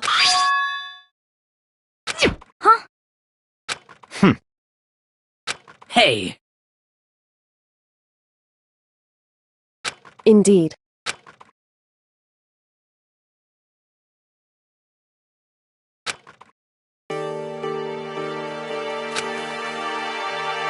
Hey,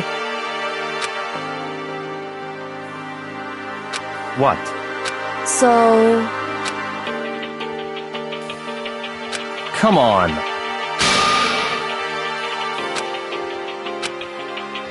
What? Goodbye.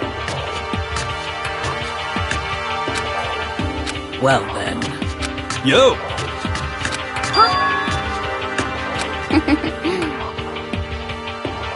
Okay.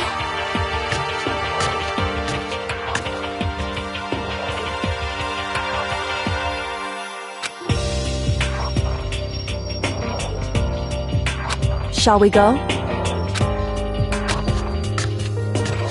So then, You really can.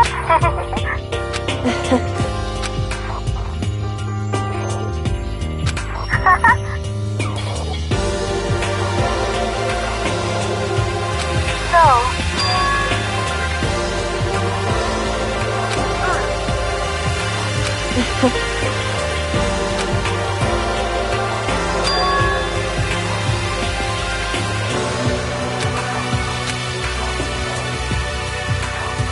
you... However...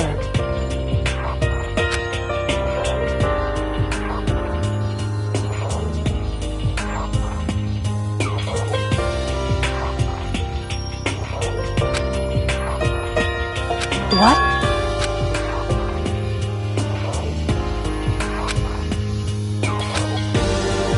Indeed.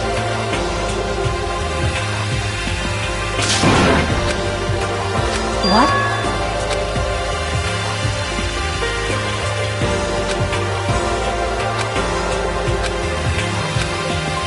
It's true. That's fine.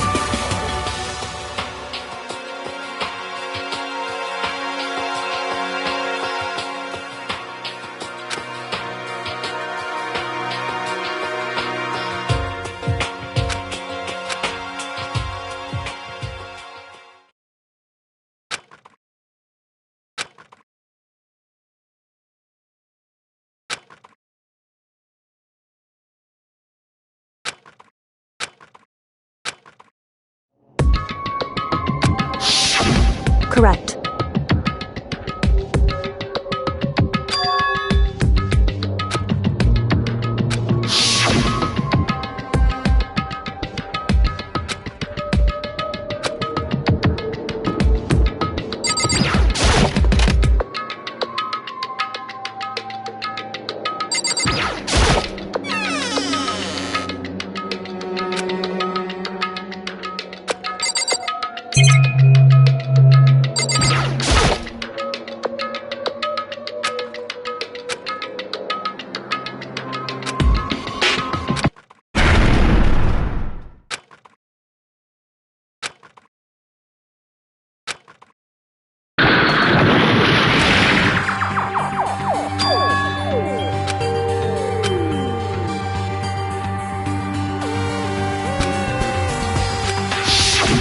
Correct.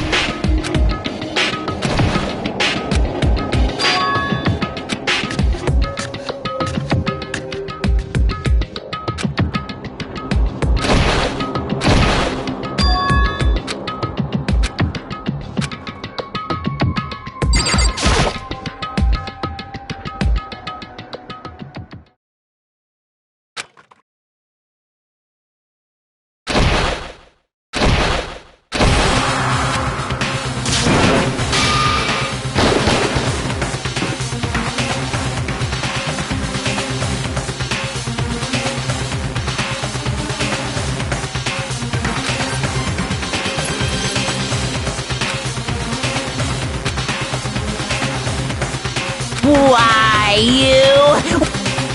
I asked you a question. What's the meat? How dare you? This wasn't part of the deal! I've made a decision. I will no longer retreat. No longer compromise. I've made my decision. I'm going to resist you. Okay. But you do realize what will happen if you go through with this. You haven't forgotten what I'm holding hostage?